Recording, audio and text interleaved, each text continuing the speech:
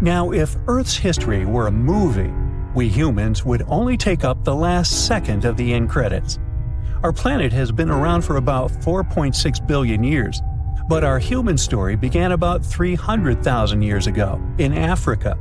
Now our ancestors had some wild adventures in nature.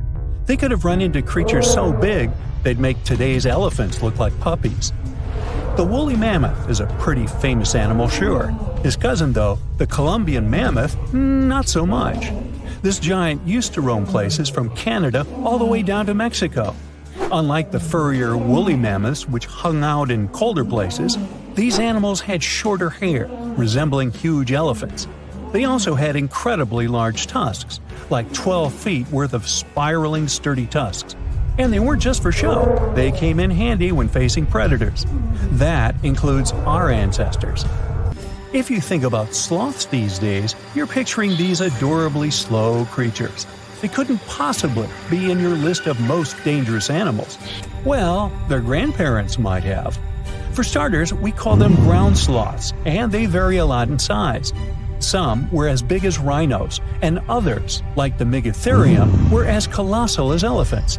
Imagine seeing a 20-foot-long sloth which doesn't mind chewing on some meat every now and then, at least in theory.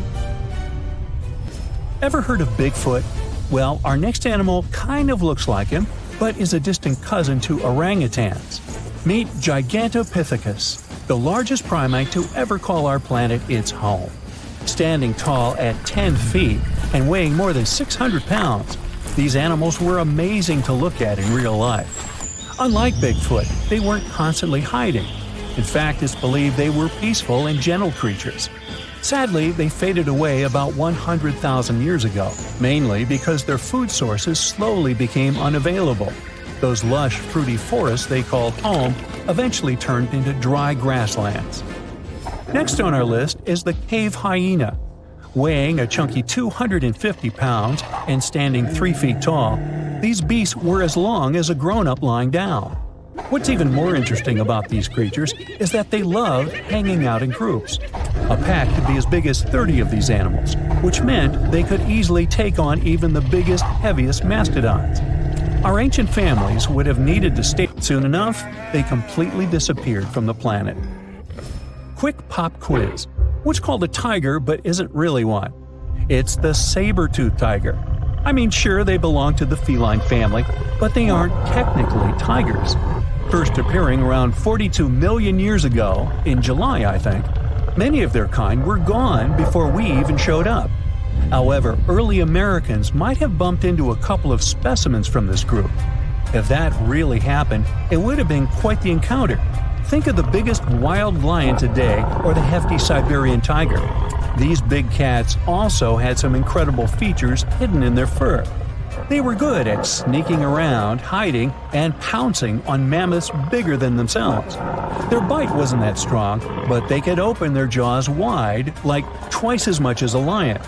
And although their teeth were a bit on the weak side, they had buff forearms to pin down their dinner, giving those big fangs a purpose.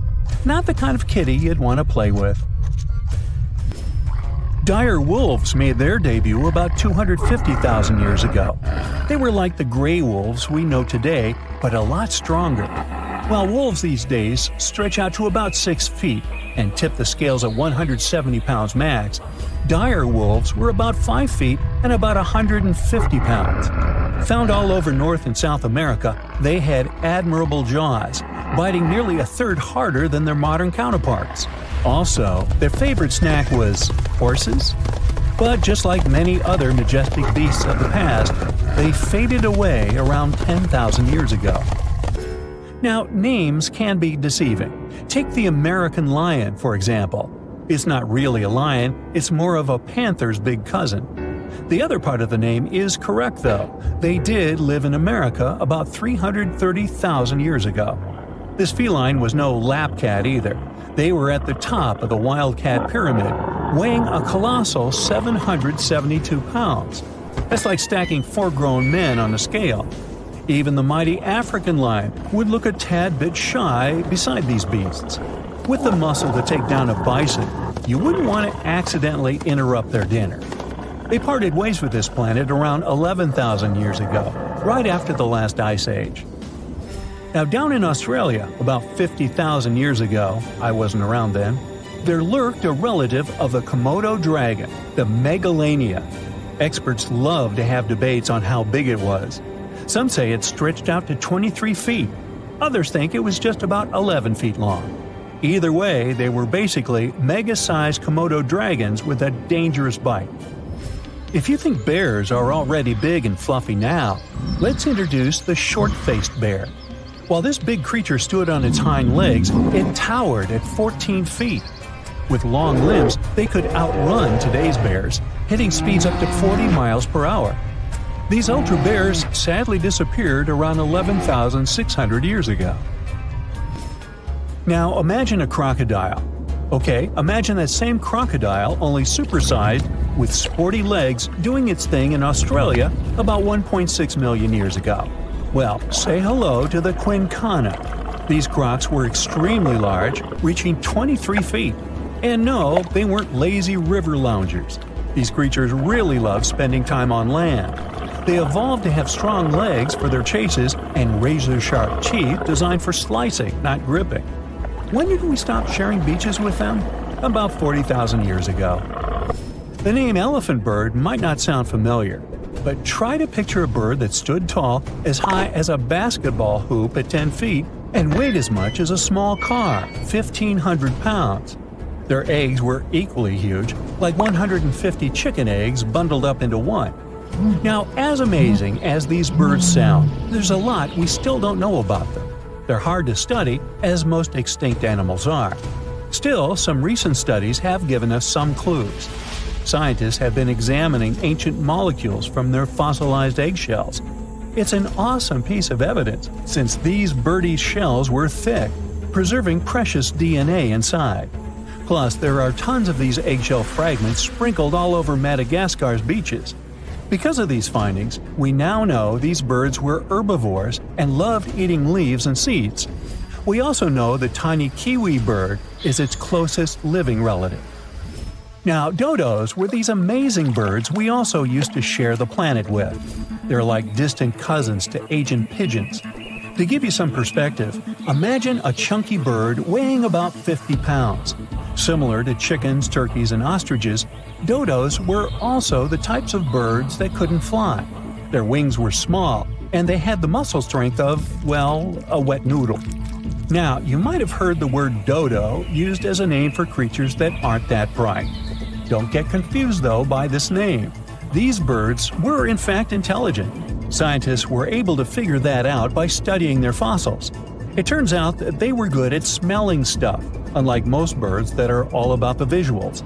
These creatures aren't around for us to study anymore, but that might change. One evolutionary biologist is on a mission to fully understand these amazing ancient birds. On that note, she revealed that the dodo's DNA has been completely sequenced. There are even talks about potentially bringing dodos back to life. They would make a nice addition to the lovely beaches of Mauritius, the place they used to call home many years ago.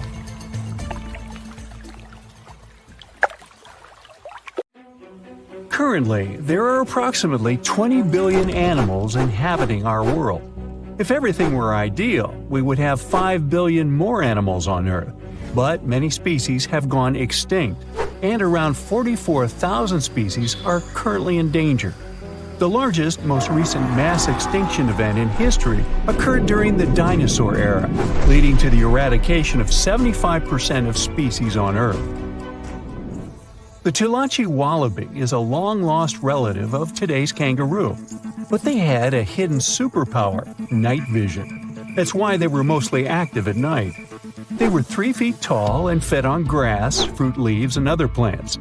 Wallabies lived in grassy areas near swamps and other water bodies, but not for long. By the 19th century, their numbers had gone down, bringing them to the edge of extinction. Only 14 wallabies had been left in the wild by 1920. A rescue mission was launched. They tried to capture the last 14 animals to protect them. But the situation got out of control and 10 wallabies lost their lives. The 4 remaining ones were transferred to a special facility, and in 1935, the last animal passed away. Only one picture of the Talachi wallaby is left now. There were reports of the animal's sightings after that, but no proof was shown, and the creature was officially declared extinct in the 70s. Short-faced bears were a unique species that lived in North America, particularly Alaska. It was a massive bear, weighing around 1,500 pounds. When standing on its hind legs, it was around 12 feet tall, a whole foot taller than today's biggest beast in this family, the polar bear. This animal was different from today's bears because almost all of them are omnivores, except for polar bears. But this monster was solely carnivorous, which was the reason for their extinction. During the end of the Ice Age, many herbivores were gone, and those bears did not have enough food to survive. They were the Usain Bolt of the bear world, the fastest Bruins to have ever lived, reaching a top speed of 40 miles per hour, which is 5 miles faster than grizzlies. There are around 400 million pigeons in the world now. Some time ago, in America, a species of birds called passenger pigeons were abundant throughout the country, especially in the eastern forests. There were more than 1 billion of them, but they went from 1 billion to 0 in a few years. They had small heads and necks, but long tails and wings and strong breast muscles that allowed them to fly super long distances. The last passenger pigeon passed away in captivity in 1914. It was named Martha. With that, the ecosystem in the U.S. has never seen this bird again. Now, elks are enormous animals, but they look tiny when you compare them to long-gone Irish elks. That elk was around 7 feet tall at the shoulder with a humongous antler of 12 feet. Today, elk are only 4.5 feet tall at the shoulder and have around 4-foot-long antlers. Despite its name, this elk was found all over the world, from Asia to Europe. It got its name because, in Ireland near Dublin, researchers found a perfectly preserved specimen. Since then, it's been called the Irish elk. The last one passed away in Ireland. The main reason for their disappearance was their inability to adapt to changes. When the Ice Age ended, the elk could not survive and became extinct. Now, somewhere deep in the forests of Costa Rica lives the interesting-looking golden toad. It was discovered in 1966 in one particular spot where all toads would gather to mate. In 1967, a large population of this golden nugget was noted in that same spot. But the following year, only 10 to 11 toads were seen, and the year after that, in 1968, only one lonely male toad showed up at the spot. For years, there were searches for golden toads. In 2004, the toads were officially declared extinct. Humans were not responsible this time. The drought in the area in the 80s had a significant impact on the toads. Still, the last straw was the arrival of a new fungal species that caused the animal's skin to thicken, eventually leading to the toad passing away. This chytrid fungus is responsible for the extinction of more than 90 frog and amphibian species, becoming one of the biggest threats to their lives. Now, Canada is a very cold country, no surprise there, and nobody would expect tropical birds like parrots to live there. However, there was a parrot species that lived in America and some parts of Canada. I'm talking about the Carolina parakeet. Those were truly beautiful birds with orange-yellowish heads and green bodies. Their favorite rest spots were big trees alongside rivers. This parrot's favorite food was cocklebur seeds, which are poisonous to us, but the bird had no problem eating them. Also, they used the dangerous cockleburs as a defense mechanism. After they ingested loads of them, their meat became poisonous, and predators do not enjoy eating toxic birds. Carolina parakeets were abundant, there were millions of them. But since the Ice Age, their numbers had been gradually going down because of natural reasons, mainly temperature. By 1935, no such parakeets were left in the wild. Today's African lion had a much more prominent and notorious cousin, the Barbary lion. Those cats were mentioned in many famous old books. They were described as mean, terrifying beasts. It's believed that they were the largest lion species ever. Those big cats weighed around 600 pounds and were 9 feet from the head to tail. Unfortunately, this lion was declared extinct in the 90s due to many factors. Today, we only have one photo of this animal taken from a plane. Paradise parrots were native to Australia. They were genuinely amazing birds with captivating colors. What was unique about them was their nesting habits. They only nested in termite mounds. This parrot was always on the edge of extinction, and the reason for that is still unknown. Mice, rats, and other animals also hunted them, and it added fuel to the fire. The last bird was spotted in the year 1972. Since then, paradise parrots have only been seen in museums. The Gulf of Mexico was once home to Caribbean monk seals. This species of seals enjoyed spending time in the warm subtropical climate of the Caribbean. Most of the time, they were found near reefs and islands, foraging for food. Like most of us, they also loved sandy beaches and were usually seen in groups of 100 seals, resting before the next adventure. In the year 1886, monk seals were declared extinct. You can still see this animal in 2 museums. Both are located in the UK. As we all know, zebras have black and white stripes. But once, a zebra species had only half the body covered with brown and white stripes. The rest was just brown, and the belly was white.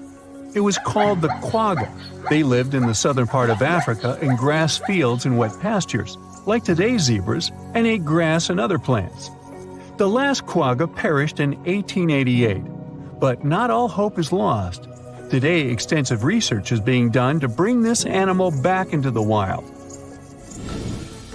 Australia is home to many outlandish animals, but the craziest ones are probably gastric brooding frogs. This species is not like your ordinary frog that lays eggs.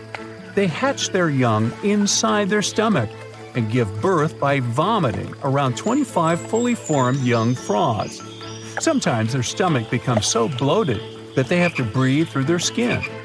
2 species of this frog were discovered in the northern and southern parts of Australia in the 1970s by Mike Taylor. A decade after their discovery, both species are gone. The main reason for their extinction is the chytrid fungus. Luckily for them, they're also part of a de-extinction program that's putting serious efforts into bringing them back into the wild. Australia used to have its own giants. Those were huge animals that could have dwarfed anything living on this continent these days. Scientists found the remains of many of those ancient creatures in the Narracuta Caves in South Australia, 4 hours away from Adelaide. It's a lovely region, but it can be treacherous. Watch out for holes the ground is pocked with. Known as pitfall traps, many of them are no wider than a coffee table. They're deep and plunge into the darkest of caverns. One of such caverns is called Victoria Fossil Cave, and it's a treasury that's been hiding the bones of around 45,000 animals for centuries. Some of the oldest bones belong to creatures far more terrifying than any animal you can encounter today. Those were the ancient Australian megafauna, huge beasts that roamed the continent during the Pleistocene epoch. During those, there were giant snakes, huge flightless birds, wombat-like creatures the size of a rhinoceros, and many others. One of the largest examples of the Australian megafauna scientists have discovered so far is the Diprotodon. That giant herbivorous creature was 10 feet long and 6.5 feet tall, and weighed more than 6,000 pounds, about as much as a small Asian elephant. Even though this terrifying beast didn't eat meat, it could have smashed other animals with its sheer weight. Scientists have found the remains of hundreds of such creatures all over Australia, so it's safe to say that no other animal from that time or in that location was larger than this giant. Despite its creepy appearance, the Diprotodon was a relative to the modern-day wombat, and those are known to sometimes pounce humans. The Diprotodon had toes that pointed inward and were well suited for digging burrows. On the other hand, Diprotodon was a giant, and it was unlikely that it used to do so. It was likely a trait it had inherited from its smaller burrowing ancestors, or it could have used its claws to search for roots. This theory is supported by the fact that the animal's pouch was facing backward. It prevented any dirt from collecting inside while the creature was digging. Since this animal was so big, it didn't have to worry much about predators. Up until 60,000 years ago, when the first humans appeared on the continent, full-grown diprotodons only had to look out for creatures like the quincana. Measuring in at a whopping 20 feet long, the quincana was a land crocodile. It lived in Australia from around 20 million to 40,000 years ago. It disappeared along with most other mega creatures of the last ice age. It's thought to be the result of the first humans coming to the continent. Even though the quincana was extremely fast and dangerous, it was possible that this creature got out-competed by human hunters who took all available prey. Unlike modern crocodiles that are mainly aquatic, that mighty beast was a land dweller. Scientists figured it out by studying the quincana's legs. They were able to support and carry the body clear off the ground. It means there was no escape for ancient people once the quincana spotted them. Modern crocodiles can only push themselves along on their bellies. Such an adaptation allowed the quincana to chase its prey for long periods of time, exhausting it in the process. Another creepy feature of this ancient monster was its teeth. Aquatic crocs have conical teeth. Those are great for gripping and holding on to prey underwater. But quincana had knife-like teeth, ideal for slicing soft-bodied animals like, mammals. Another Australian monster, Thylacoleo, wasn't all that large, but it didn't make it any less terrifying. It was still among the top predators and the biggest carnivorous animals in Australia. This creature was a true oddity of nature, even by prehistoric standards. First, its teeth resembled not those of a regular predator, but those of a rodent. Its front incisors were enlarged, taking the place of canines. Premolars were also shaped like blades. They were used for cutting flesh and bone. At first, scientists thought that Thylacoleo used those teeth to eat nuts and fruits. But later, a study showed that the use of such teeth was better suited on necks and spines. The jaws of this ancient creature were immensely powerful. A 220-pound Thylacoleo had a bite force similar to that of a present-day 550-pound lion. It means that the animal could easily bring down prey much larger than itself. Then there was Thylacoleo's tail. It had strong muscles which provided the animal with the ability to use the tail as support when tackling large prey. The Thylacoleo had retractable claws, and this feature is very uncommon among marsupials. It allowed the animal to keep its razor-sharp hooks from getting blunt and could help it get a better grip on its prey. Scientists are quite sure that, like today's leopards, the Thylacoleo could climb trees and jump on other animals from above. It was done so fast and stealthily they never knew what hit them. The creature's rear feet support this theory. The first toe there was reduced, but the foot had a rough pad like what modern-day possums have. It allowed them to have a better grip while climbing. Right after scientists found the first skull of the Meliolania, this animal was classified as a lizard. That's why its name translates to small groomer. But after they discovered more complete fossils, it turned out that the Meliolania was a giant turtle. But that's not all. It was one of the largest land turtles to ever have existed. The main reason researchers initially believed the creature to be a lizard was the fact that its skull was adorned with a series of spikes. It's something the modern-day horned lizard can boast. But even after discovering the true nature of the Meliolania, scientists still don't know how to properly catalog it. It might have been a creature that folded its neck under its spine, or it could have folded it to the side. Beside those defensive mechanisms on its head, the Meliolania was also equipped with a spiked tail, which was probably used to prevent predators from attacking the animal from behind. Most species of the Meliolania disappeared around 2,000 to 3,000 years ago because of humans who hunted them to extinction in both Australia and on the surrounding islands. It took around 2 centuries for these turtles to go extinct in that region of the globe. The Megalania was a giant Australian lizard that existed at the end of the Pleistocene epoch. It looked like a Komodo dragon and the Australian monitor lizard, which are both believed to be Megalania's closest living relatives. Fossils tell us that the ancient animal was anywhere from 15 to 26 feet in length. Ow! The youngest fossil remains of this ancient Australian monitor lizard date back to about 50,000 years ago. The first indigenous settlers must have encountered Megalania, which led to the lizard's extinction. Originally, scientists thought that the Megalania was the only member of the genus Megalania, but these days it belongs to the genus Varanus, which means that the prehistoric creature is closely related to other Australian monitor lizards. Our next giant creature on the list was once dubbed an ostrich on steroids. I mean, look at it. It was the last of the thunderbirds to go extinct in Australia. The Genyornis lived on the continent at the same time as early humans. They might have coexisted for 15,000 years or so before the huge bird eventually disappeared. This theory has some proof. The bird's fossils found along with human artifacts. Some cave paintings also depict flightless birds similar to the Genyornis in size and shape. Although it wasn't the largest bird in Australia, the goose-like creature was still as tall as a grown-up man and weighed around 550 pounds. Even a modern-day ostrich can be dangerous if it feels threatened. Imagine meeting its giant prehistoric relative. Scientists are still arguing about its diet. Many believe the creature was an herbivore, but there's still a chance that the Genyornis was a partial scavenger. Its small, stubby wings and powerful hoof-like legs hint that the bird could have been a plant eater. But its huge beak and exceptionally deep lower jaw evoke suspicion. Such features are highly unusual in birds. Today, I'm going to tell you about creatures that had unique features which allowed them to grow to incredible sizes. They were some of the most impressive animals to have ever existed on our planet. The Argentinosaurus is a genus of sauropod dinosaurs that lived approximately 97 million years ago in what is now South America. Scientists think it was one of the largest land animals ever, with a length of up to 100 feet and a weight of up to 100 tons. A farmer stumbled upon a giant leg bone while tending his cattle. That's how he discovered the first fossils of the Argentinosaurus in Argentina in 1987. Further excavations uncovered more bones, revealing a massive dinosaur that would have dwarfed most other animals of its time.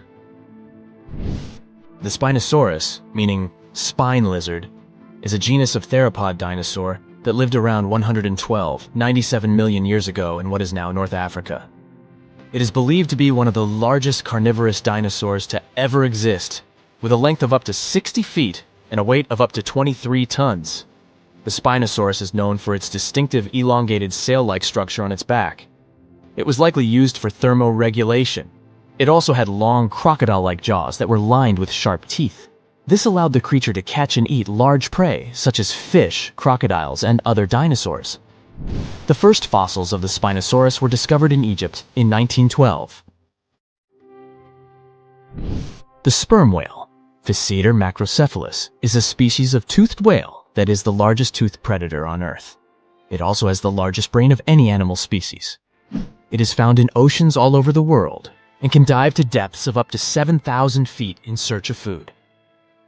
You can easily recognize sperm whales by their massive, block-shaped heads, which can measure up to 1/3 of their total body length.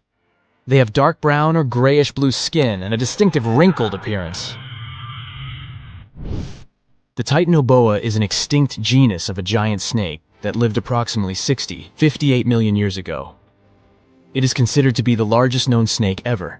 It could grow up to 42 feet and weighed around 2,500 pounds. The first fossils of the Titanoboa were discovered in a coal mine in Colombia in 2004. This discovery meant a lot because it provided insights into the size and behavior of snakes during the Paleocene era, as well as the overall climate and ecosystem of the time. The blue whale, Balænoptera musculus, is the largest animal on Earth, measuring up to 100 feet in length and weighing as much as 200 tons. These marine mammals are found in oceans all over the world and can live up to 90 years. Blue whales have a long, streamlined body that is usually blue-gray in color with mottled patterns. They have a small dorsal fin and 2 pectoral fins that are about 1/3 the length of their body.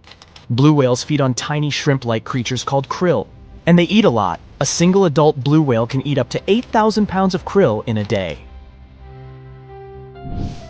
The Leadsichthus is an extinct genus of large, bony fish that lived during the Jurassic period, approximately 155 million years ago. It is believed to be one of the largest fish that have ever lived. Some estimates suggest that it could grow up to 55 feet in length. The first fossils of Leadsichthys were discovered in England in the 19th century, and more recent discoveries have been made in other parts of Europe, South America, and Africa. Despite its enormous size, the Leadsichthys was a filter feeder, similar to modern-day whale sharks, and likely fed on plankton and other small organisms. The creature did it by simply swimming with its enormous mouth open, filtering water through its gills. The pterodostro is an extinct species of flamingo-like birds that lived approximately 35 million years ago. They were relatively small birds with a wingspan of about 2-3 feet. And they were known for their distinctive long, narrow beaks equipped with comb-like structures used for filter feeding. The pterodostro lived in shallow bodies of water, like lakes and lagoons, and mostly fed on small crustaceans and other tiny organisms. The animal filtered them from the water using the comb-like structures on the inside of its beak while swimming through the water. The African elephant is the largest land animal on Earth, and one of the most recognizable ones. There are two species of the African elephant: the savanna elephant, Loxodonta africana, and the forest elephant, Loxodonta cyclotis.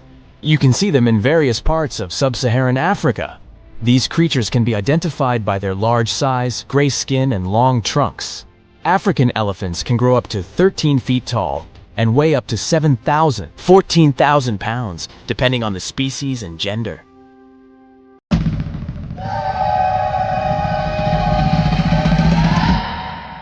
The liger is probably the most popular hybrid animal and an incredibly large cat. You won't see them in the wild. People most deliberately breed them. Lions and tigers don't even inhabit the same areas. So, a liger is a mix of a male lion and a female tiger, and they can grow to be very big in a pretty short period of time. They're actually the biggest cats in the world. Hercules, the largest recorded liger, is a real example of that. 922 pounds and 10.8 feet long. Imagine taking him for a walk. Ligers are mostly way bigger than either of their parents. In most cases, they behave and look more like lions than tigers. But they have some tiger traits too. For example, striped backs, and they're crazy about swimming. The taigen. Nobody could fault you for thinking the taigen and liger are basically the same animal. I mean, they're both a combination of tigers and lions, but a taigen comes from a crossbreeding of a male tiger and a female lion. They're usually smaller than their parents, and definitely much smaller than their giant, could you call them siblings?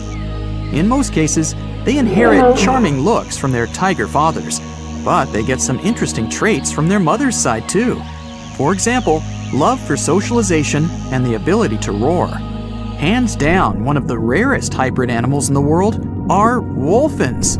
These fellas are a mashup of a female bottlenose dolphin and a male false killer whale.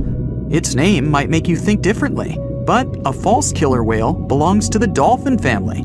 They're not even related to killer whales. Wolphins are such an interesting 50-50 mix and balance of their parents. They have dark gray skin, the perfect blend of a black false killer whale and light gray dolphin skin. Dolphins have anywhere between 80 and 100 teeth. False killer whales have 44. And their hybrid young is halfway, with 66 teeth in total. What would it look like if algae and a slug paired? No need to imagine. You have a green sea slug to check the result. It lives in salt marshes in Canada and New England. And it's possibly the weirdest hybrid creature you'll see in this video, and in general. Part plant, part animal.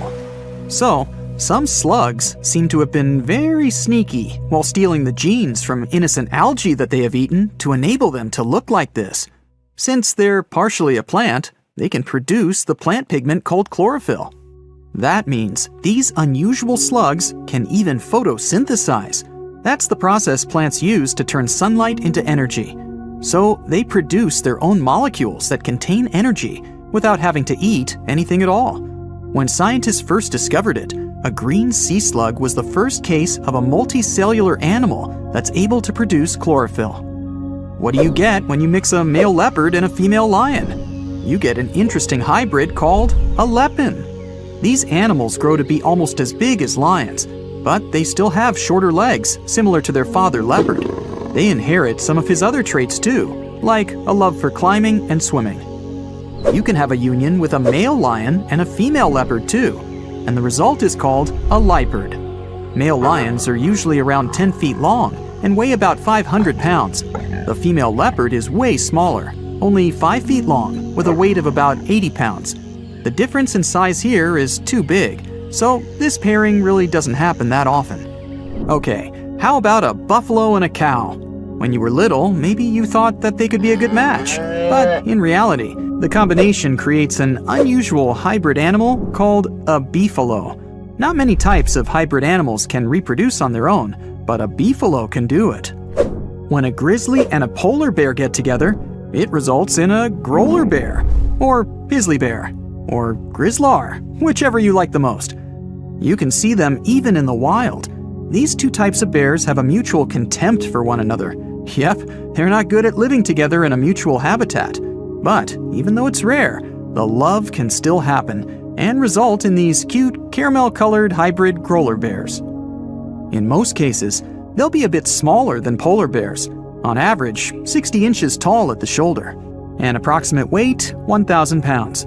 But they're well equipped for surviving in warmer climates, thanks to the genes they got from their grizzly family side. Now let's get to one pretty tough fella, the jag lion. As its name implies, it's the hybrid of a jaguar and a lion. We don't know much about these intriguing big cats because only a few of them exist. But there was an unintentional mixing between a black jaguar and a lioness, which eventually resulted in 2 jag lion cubs. One had a dark gray coat with black spots because of the dominant melanin gene black jaguars usually have. The other one had a lion color and the rosette pattern spots that remind you of a jaguar. Yep, you already know it. There are also ligwars, a hybrid of a female jaguar and a male lion. That's some colorful family. Speaking of wild cats, have you ever heard of a savanna cat? Savanna cats are in both categories of house pets and exotic hybrids, since they're a mix of a domestic cat and a wild African serval hybrid animal. We're talking about striking animals, almost as big as a domestic cat. But what gives them their exotic look are their tall bodies, slender forms, and spotted coats. These cats are extremely loyal, intelligent, and loving creatures. Here's one unexpected mixture, a zebroid. Technically, it's a name people use to describe a hybrid of a zebra and any equine species. But when you pair a zebra and a horse, their young is called a zorse. Zebra hybrids mostly look like whichever animals they've been crossbred with, but with the striped coat of a pure zebra. Most of these hybrid creatures don't even have fully striped coats. You can mostly see the stripes on non-white areas of their bodies and legs. Speaking of zebra hybrids, check out this adorable creature. It's called a zonkey, or zedonk, zebras, zenki. Take your pick. They're mostly either tan, gray, or brown in color. You'll distinguish them by unique stripes that are darkest on their legs and belly. Unlike some hybrids, such as the liger, zonkies can normally live in the wild. In fact, that's where you can find them, living life to the fullest across savannas and open woodland, mostly in Africa. Can you guess what a geep is? Yep, a combination of goat and sheep, and definitely one of the most adorable and cuddliest hybrid creatures in this video. Geeps are very rare. Some experts even believe it's possible that they're not true hybrids, but just sheep with certain genetic abnormalities. After all, sheep and goats do carry different numbers of chromosomes, which means cross-species mixes are almost impossible. When a camel and a llama get together, you get a cute little thing called a kama. Similar to beefalo, the kama also produces the best economic traits of both its parents. The first one was born in 1998. Kamas don't have camel humps. Their body is covered in soft, fleecy fur, similar to their llama side of the family. They can drink big amounts of water at a time, so they can survive with almost no water at all for pretty long periods. The coy wolf is a hybrid where nothing looks that unusual to most people, since the coyote and the wolf are not that drastically different in their looks. After all, these two species only diverged around 200,000 years ago. Now they're still able to mate and bring coy wolf cubs to the world. people living in eastern Canada and the US might be familiar with these smart, adaptable animals that inhabit their forests, neighborhood parks, or sometimes even cities. These hybrids have emerged over the past century or so, and they've picked up the characteristics of both their parents. When a coy wolf is fully grown, it's somewhere in between the size of both parents, but it's also 55 pounds heavier than pure coyotes and has a bigger jaw, longer legs, smaller ears, and a bushier tail. Check out the narluga, an extremely rare creature whose parents are a narwhal and a beluga whale. It's a pretty strange animal, but far from being lonely, they mostly live in the North Atlantic. Scientists had suspected their existence for decades. In 1990, they found an unusual-looking whale skull located in an Inuit hunter's tool shed in Greenland. People from that area said that there were other similar-looking animals, and they fit the description of neither a beluga whale nor a narwhal. People said they had gray skin, narwhal-like tails, and beluga-like flippers. Narwhals and beluga whales are similar in size, and they share a family, the Monodontidae family.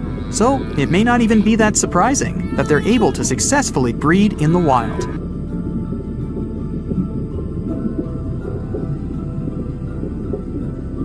It was a 40 feet long and 12 feet tall beast, the king of dinosaurs.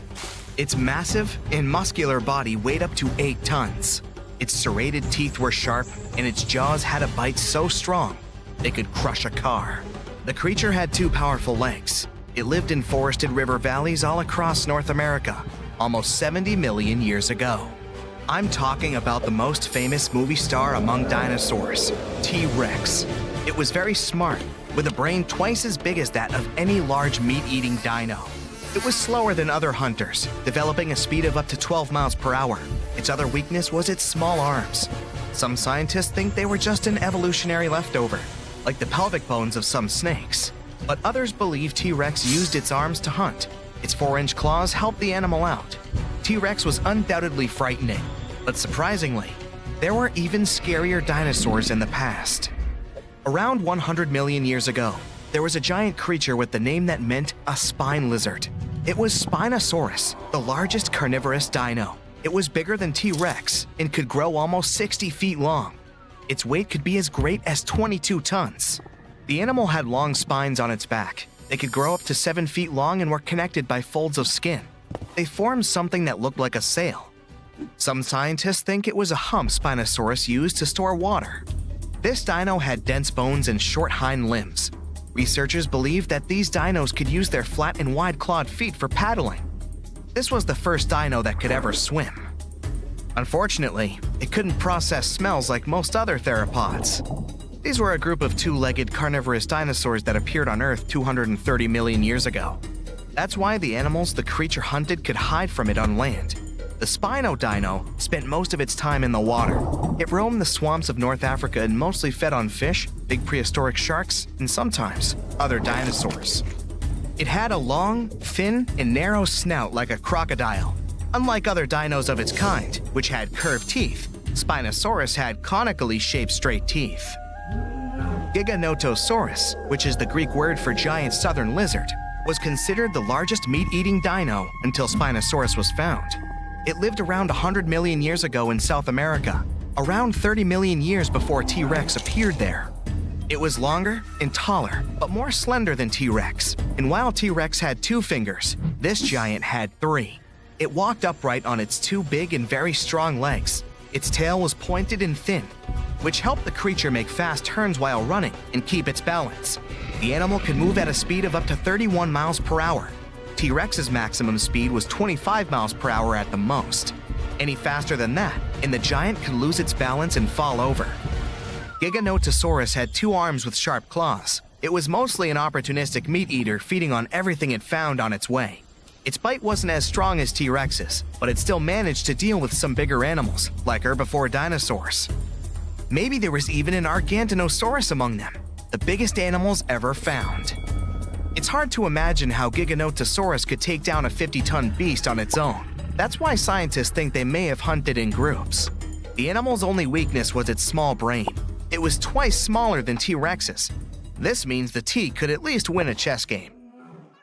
Big retractable sickle-shaped claws in the creature's feet are great for cutting. Ladies and gentlemen, welcome Utah Raptor. That's a mini T-Rex that lived 125 million years ago. If a big T-Rex was coming for you, you could hide under a rock or some other place where it wouldn't be able to reach you. But there would be no place where its mini version couldn't follow you. Discovered in Utah, strong, toothy, and armored with huge claws, more than 9 inches long, an adult Utah Raptor was 20 feet long and 5 feet tall at the hip. These creatures were covered in feathers. This is why fully grown animals look like gigantic turkeys. The Utah Raptor's main weakness was their size. They were a bit smaller than many other dinos, but these guys made up for that by hunting in packs. Allosaurus, which means a different lizard in Greek, was a massive carnivore reaching 40 feet in length and weighing 2 tons. It roamed the Earth around 150 million years ago. Similar to T-Rex, this dino had strong back legs and a large snout. Its mouth was full of sharp teeth. The animal easily lost them when eating, but they usually grew back. Allosaurus was already fully grown by the age of 15, and its lifespan was around 28 years. The creature had a short neck and a long, narrow skull, disproportionately big compared to the rest of its body. This dino also had a pair of horns above its eyes and ridges along the top of its nasal bones leading to those horns. Allosaurus chased big herbivore dinosaurs. When several Allosauruses gathered in a group, they could take down even such colossal creatures as Apatosaurus. But scientists still doubt if they could cooperate, because these dinos were generally not too friendly toward one another. Some of the animal's bones had an hourglass shape, which made them lighter and reduced their strength. They were similar to the hollow bones modern birds have.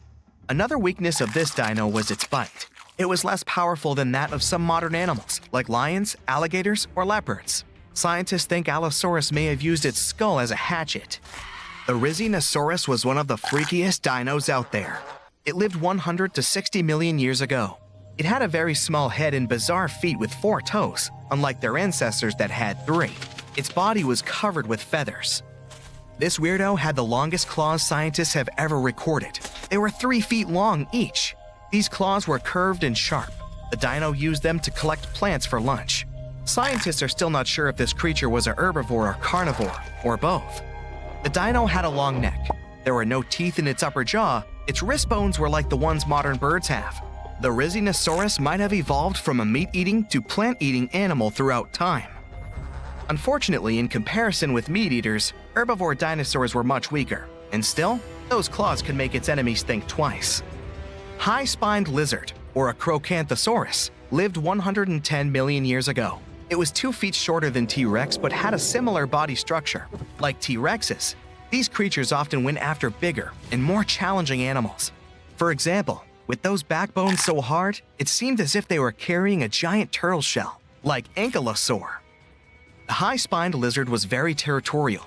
It had a brain shaped like the letter S and an excellent sense of smell. What made a Crocanthrosaurus vulnerable was its small arms. And still, the creature used them to hunt other animals surprisingly well. The dino pulled its catch close to its torso, which was like a hug you wouldn't be able to escape from. Diplodocus lived 150 million years ago. The 90-foot-long creature was possibly the longest dinosaur ever. Its tail, which could reach 46 feet in length, was the longest tail of any animal ever. And its neck was more than 20 feet long. The underside of the dino's tail had 2 rows of bones, which made the creature even stronger and more mobile. Diplodocus didn't look scary, long-necked, gentle, peacefully munching on plants, until it used its tail like a whip, making even the scariest meat-eaters back away. This tail was the center of the dino's mass, which was why Diplodocus could move very quickly. Scientists first thought, this is a lizard-like animal, but its posture was more like that of an elephant. Plus, Diplodocus had nasal openings on its forehead. The dino's weakness was its small teeth and weak force bite. Quetzalcoatlus was the biggest flying animal ever. It lived 70 million years ago and controlled the skies of North America. It was a toothy, pin-headed creature with a blunt snout. It was as tall as a giraffe and weighed 550 pounds. Quetzalcoatlus had a small torso and long neck and legs. Its wings were short compared to the rest of its body, but still long enough to stretch for 40 feet. Scientists think this animal could fly at a speed of up to 80 miles per hour and travel 400 miles in a day. This dino was weaker than, let's say, T-Rex or most other carnivores of that time, but it had powerful muscles, which help the animal rise into the air in the blink of an eye. If you draw up a map, trace a line connecting the island of Bermuda, Puerto Rico, Miami, and back to Bermuda, what do you get? The infamous triangle, known for swallowing thousands of ships and aircraft over the centuries. But there's a new mystery to this already enigmatic place. Something's lurking deep in the waters below, and it's leaving bizarre clues of its existence. Splash! Your submarine hits the water surface. You descend 100, 1,000, 2,000, 3,000 feet. It's getting darker. The sub's walls creak as the pressure grows. Over 1,400 psi. It's like the weight of a grand piano squeezing every square inch of your body from all sides. You've made it to your destination. All that's left is to spot the beast. Just in time, among the black void, you see a bright green glow off in the distance. It's getting closer. As it approaches, it gets bigger. This is it! The creature that's been leaving strange circular markings on fish, dolphins, whales, and even other sharks. Behold, the cookie cutter shark! Don't let its size fool you. It may be no longer than a bowling pin, but this creature is a parasite. It attaches itself to other marine animals using its neatly arranged, serrated teeth. With one bite, it fills its belly, detaches, and goes on about its day. Its mobile snack also swims away with its life. The only evidence of this rendezvous, a cookie-shaped mark on its body. Don't assume you're safe in your submarine. These bold little guys have been known to go after subs too. You decide not to risk the shark punching a hole in the only thing keeping you from being squished to a pulp by the surrounding water. You journey on to meet other bizarre creatures lurking in the Bermuda Triangle. At twice the depth, you'll find the dragonfish. Unlike other deep water inhabitants, these things produce light in the infrared range. Blue and green is what other fish stick to. This gives the dragonfish a huge advantage. It provides itself with light that other marine dwellers just can't perceive. Things that want to eat the dragonfish can't detect this light, as well as the critters the dragonfish likes to feed on. A truly unique deep-sea dweller is the vampire squid.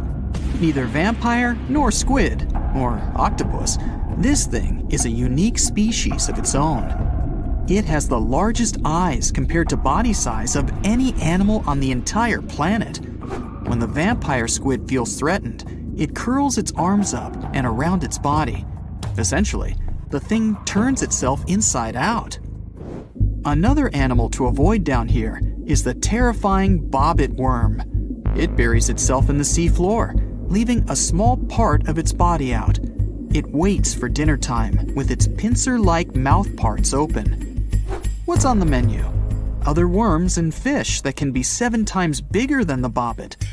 It uses its 5 antennas to sense when lunch is close enough to snap.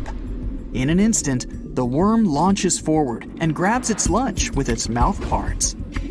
It's not done yet. Once it's got its jaws locked onto its lunch, the worm injects it with venom and pulls it down into the burrow to feast. One of the deepest trenches in the Bermuda Triangle is the tongue of the ocean. This is also the secret breeding grounds of tiger sharks. You'll instantly recognize them thanks to those darker gray tiger stripes on their sides. They're the second largest predatory shark species after the great white. And with a big size comes a big appetite. Marine mammals, smaller sharks, stingrays, and green turtles are all on the menu. If you ever come face to face with a tiger shark, hopefully not, remember this: you can tell the fish's age by looking at its stripes. They fade over time, so the younger the shark, the more pronounced its stripes. There's plenty of zooplankton in the Bermuda Triangle. These are, usually, small organisms that are essential to the ocean's food chain. But get this, if nothing ate them and they were left to grow out of control, zooplankton would cover the entire world in layers and layers in just 4 months. Oh, and the largest type of zooplankton is the jellyfish.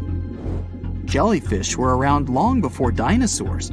You probably know your body is 60% water. A jellyfish is 95%. So if it gets washed onto the shore, after a few hours, most of its body just evaporates into the air. There's also a jellyfish that lives forever. The immortal jellyfish can revert itself back to its polyp stage and then grow again. Sounds like something from another planet, but it's no space jelly. Those do exist, by the way. Back in the 1990s, NASA raised jellyfish in space to see what zero gravity does to them. They were just fine living up there in the cosmos. When they came back down to Earth, though, they had trouble adjusting. The European eel hasn't been to space, but it is quite a globetrotter. It travels all the way from Europe to the Sargasso Sea, where the Bermuda Triangle is located. In the larval stage, it just drifts around the ocean for as long as 3 years sometimes. It's also the chameleon of the sea. Over the years, the European eel changes color, going from translucent to yellow to metallic silver. They're nocturnal and secretive, pretty much the ideal companion to have when you raid the fridge at midnight. A giant squid over half the length of a football field once washed up on a Florida beach. Researchers suspected this behemoth came from the Atlantic Ocean near the Bermuda Triangle. Giant squids are the longest invertebrates, meaning they have no backbone. They also have the biggest eyes on Earth, ever. They're as large as a soccer ball. Another creature found near the Bermuda Triangle is Sterer's cave shrimp. They were so good at keeping to themselves that no one knew these creatures even existed until 2011. Some female cave shrimps carry an impressive number of eggs along with them. Scientists discovered one female had around 2,000 eggs attached to her body. The Bermuda petrel is the national bird of, yes, you guessed it, Bermuda. It's the second rarest seabird on the planet. In fact, people thought it was extinct until 1951, when they spotted a few on the island. It has an eerie cry that'll send shivers down your spine. The Nassau grouper can only be found on the coasts of South Florida. This fish lies in wait and ambushes its lunch of other fish, crabs, and lobsters. It's sort of like a vacuum cleaner because it inhales its food through its huge mouth. The fish has a cool defense mechanism too. Like the chameleon, it changes color when it feels it's in danger. Sometimes it takes on a lighter or darker shade of its own color to blend in with the environment. So, you may spot a Nassau grouper, or you may not. If you happen to visit the Bermuda Triangle, you'll probably see a hammerhead shark. They use that iconic hammer-shaped head to pin their lunch, stingrays, onto the ocean floor. The shape of their head also gives them better vision. They can see almost 360 degrees all around, above and below them. Well, save for one blind spot right in front of their nose. The hawksbill sea turtle may not look intimidating, but this guy will eat anything it can get its bird-like beak around. Sea sponges, algae, and even venomous jellyfish. A lot of the stuff on their menu is inedible for most, but their body fat can absorb the venom and toxins, so they go unscathed. The Bermuda Triangle is also home to green glowworms. They're not really worms, but larvae. They produce that bright light from an organ near their tail. This light makes smaller creatures come toward them, making it easy for them to catch their lunch. Most of the time, they look pretty ordinary, but they have an oddly fixed schedule. Every third night after the full moon during the summer, at an exact time, the glowworm lights up. But back to more nightmarish creatures of the Bermuda Triangle. There's the goblin shark, known as a living fossil because it's the only one left of its animal family. It's only about the length of your forearm and looks like nothing special. But watch closely as its lunch gets too close. Boom! the shark's jaw shoots out of its mouth and grabs onto the unlucky creature. Once the teeth have locked in, the jaw goes right back in the shark's mouth. And yes, you share the planet with this thing. You travel along the coast of the North Atlantic. In your Jeep, you're driving through the jungles and plains, taking amazing pictures of wildlife for your blog. And then, you accidentally come upon a place that isn't marked on any map. It's a bay with an azure coast. No human has ever set foot here. You've discovered a huge footprint of an unknown creature on the sandy beach. The size of the print is more than half of your vehicle. Suddenly, out of the tropical forest that borders with the beach, you hear a deafening roar. Palm trees crack and break as an unknown monster comes out of the jungle. To understand what it is, let's go back to the past. Hundreds of millions of years ago, shortly before the huge meteorite hit the Earth, a group of tyrannosaurs migrated to the coast of the North Atlantic. There, they got to a huge bay facing the ocean. For a long time, thanks to the natural protection of this place, they were safe from all natural disasters that had been occurring to the Earth at that time. The fall of a meteorite, the Ice Age, and earthquakes didn't bother the T-Rexes much. But they weren't the only monsters in this place. A group of megalodons swam to the bay for safety too. The most ferocious creatures of the oceans and of land were forced to live in one place. For millions of years, these monsters cooked in a huge cauldron called evolution. As a result, a new creature of destructive power appeared. The new hybrid beast has the very best of two ancient titans. Tyrannosaurus Rex, with a length of 40 feet and weighing about 9 tons. It's roughly the size of a school bus. The king of dinosaurs had thick and strong neck muscles that could hold a large skull, and jaws filled with 60 sharp teeth. And the thick tail of the T-Rex helped to balance the body. The bite force of the giant dino reached 12,800 pounds, which is as if an adult elephant sat on you. Strong enough, but it's nothing compared to the strength and size of the megalodon. The shark reached 50 feet in length, slightly less than a subway car, and weighed 75 tons, which is more than a tank. This is almost 8 times heavier than a T-Rex. The megalodon's jaws were filled with 300 sharp teeth, each the size of an adult human palm. And the bite force of a megalodon is 6 times stronger than the T-Rex's.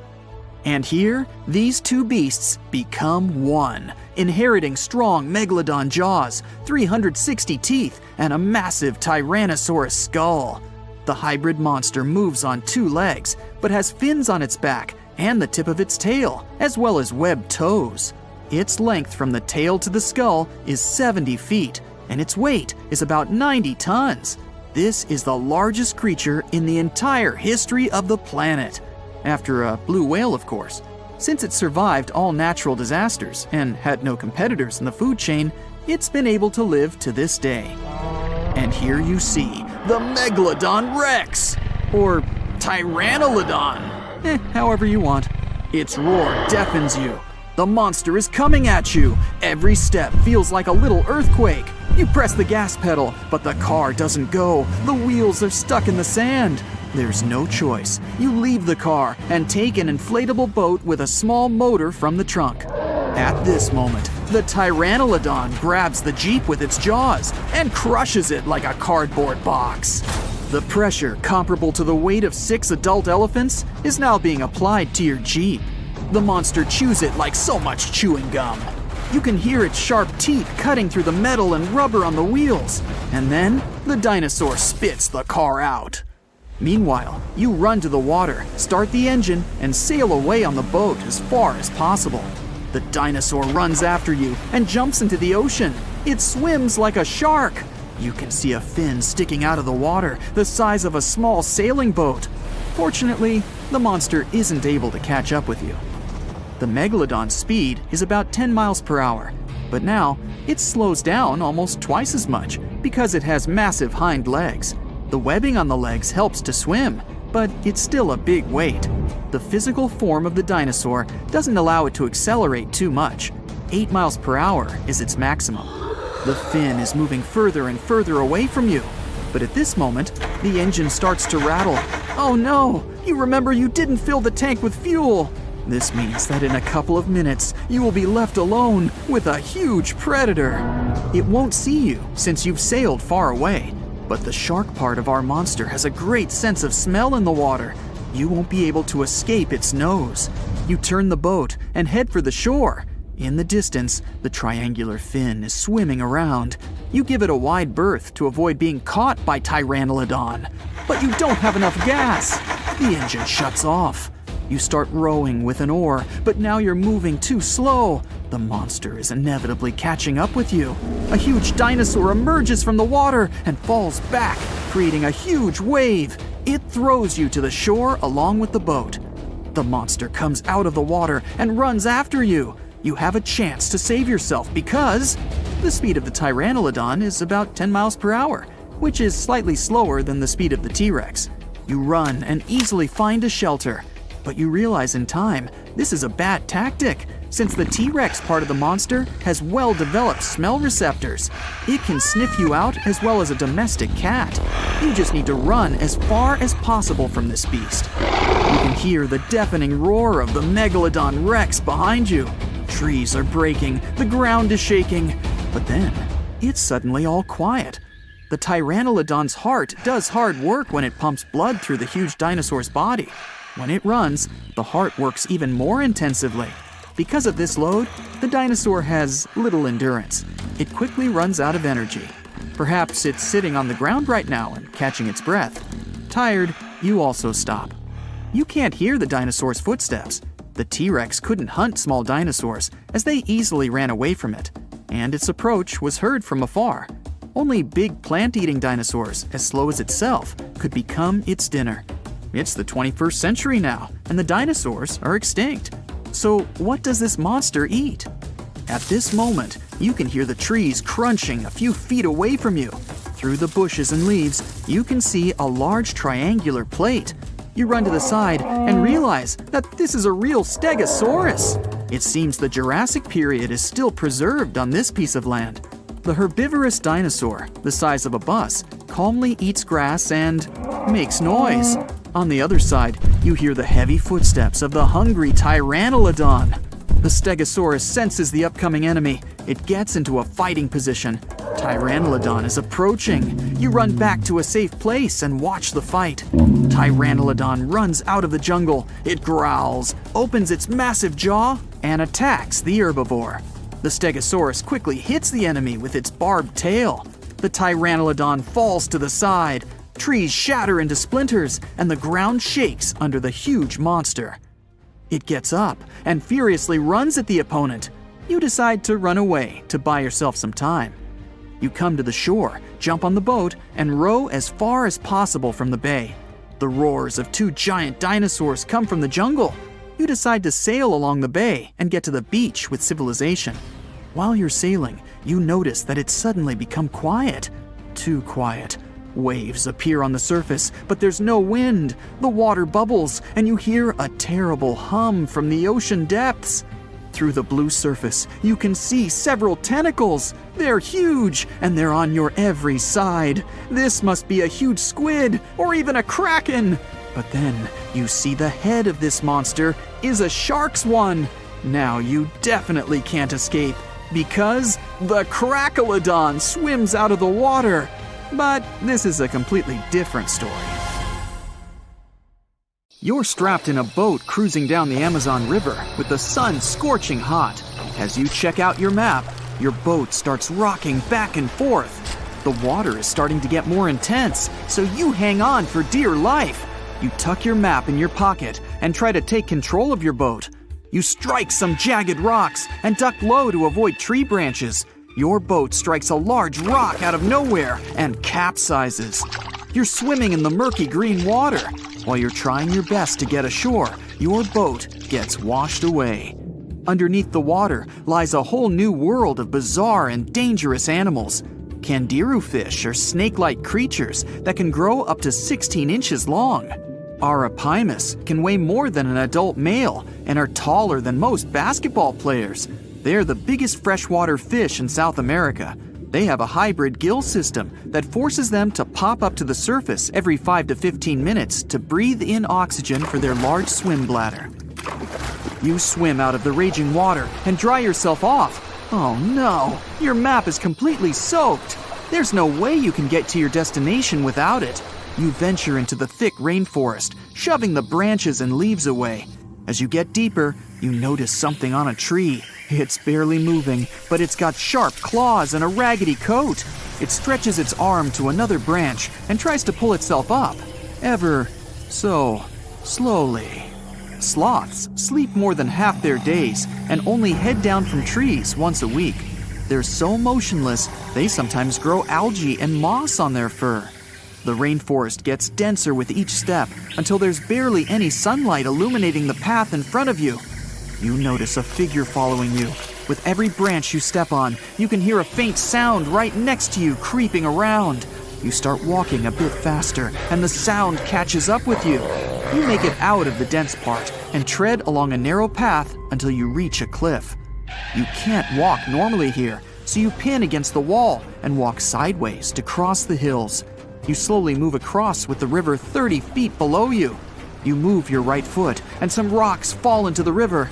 You keep going and misstep. You're about to fall, but you hold on to a large tree branch and pull yourself up. You notice a couple of colorful, poison frogs inches away from your fingers. Touching any of these frogs can be extremely dangerous and harmful, despite their amazing color patterns. The golden poison frog is one of the most poisonous animals in the world. One of them hops right next to you, so you let go of the branch and fall back in the river. The river is washing you down until you reach a calm current. Underneath you is a swarm of piranhas swimming with their sharp teeth. The red color on their skin is unmistakable, so you swim off like an Olympic athlete. Piranhas will eat anything that gets in their way, no matter the size. You grip onto a log and climb up a small rock to catch your breath. There's a huge electric eel underneath the rock. Despite their name, they're more related to catfish than eels. They use their powerful 600 volts of electricity to defend themselves and catch food. You're stuck, unless you're like the common basilisk that can run on the water like a jet ski. These incredible lizards have special webbing on their toes and can run the distance of a basketball court. You hop on a bunch of rocks until you reach the land. You continue walking along the riverbank until you come across a moving rock. You rub your eyes and see it moving again. It's a dinosaur-looking turtle that resembles a crocodile with armor. The mata mata is a freshwater turtle that disguises itself with its surroundings to catch prey. Their heads stretch longer than their bodies. You shimmy your way past it and continue. You head back into the rainforest and find a spot to rest. Wait, there are giant ants everywhere. They're the biggest ants in the world and can produce one of the most painful stings out there, even comparable to a wasp's sting. You immediately get up and find another place to rest. As you continue walking along, you notice the same feeling of something following you. You can hear some leaves rustling, but it's getting dark and there's no way of telling. You find a nice little spot to build a campfire and catch some Z's. But in the Amazon, everything is a threat, except for those cute capybaras wandering around. They live in groups next to water sources. They're also the biggest rodents in the world. You don't need to worry about them if you're stuck in the middle of the Amazon rainforest. Suddenly, you feel something slithering up next to you. You look down and see a massive green anaconda just about to constrict you. They are the heaviest snakes in the world and can grow up to 20 feet long and have a huge appetite. You get up and sprint your way out of there. All right, you found a decent cave to crash in. It's daytime again, and you're still alive. You continue walking along the rainforest. You were able to find some breakfast to boost your energy for the rest of the day. You spot something on a tree that looks like a branch, but it's actually a potu, a master of disguise that can spend days motionless on broken tree branches. These bizarre birds use those branches as their permanent home, where they lay their eggs and chill all day. You continue your way through the rainforest and see a Brazilian wandering spider crawling on a tree branch right in front of you. 8 of these species can be found in the Amazon area. They are some of the most aggressive and venomous spiders out there. So, you make a big detour and walk away from it. You feel someone walking next to you again, but you still can't figure out what it is. You see a steep cliff with a waterfall hitting a large lake ahead of you. Looks peaceful, until you see a team of black caimans gathering around the shore. They're the biggest predators in the whole Amazon ecosystem and feed on anything that moves. It's a good thing you're on high ground, otherwise, whoa! You slip and fall down the river, right on the deep end. So far, no caimans spotted you. You swim underwater and try to get to the opposite end of where the reptiles are. As you climb out and dry yourself off, you notice some large black spots on you. You try pulling them off, but they've latched on pretty hard. The Amazon giant leech finds its target by tracking movement and shadow. Once they attach themselves to the skin, it's extremely difficult to extract them. The best way to do so is to slide your finger next to its mouth and pull it off slowly. Ugh. You manage to get them off your body and see that the caimans are swimming towards you. You're pinned to the wall with the lake of hungry reptiles approaching. Suddenly, a pink dolphin jumps out of the water and splashes all over them.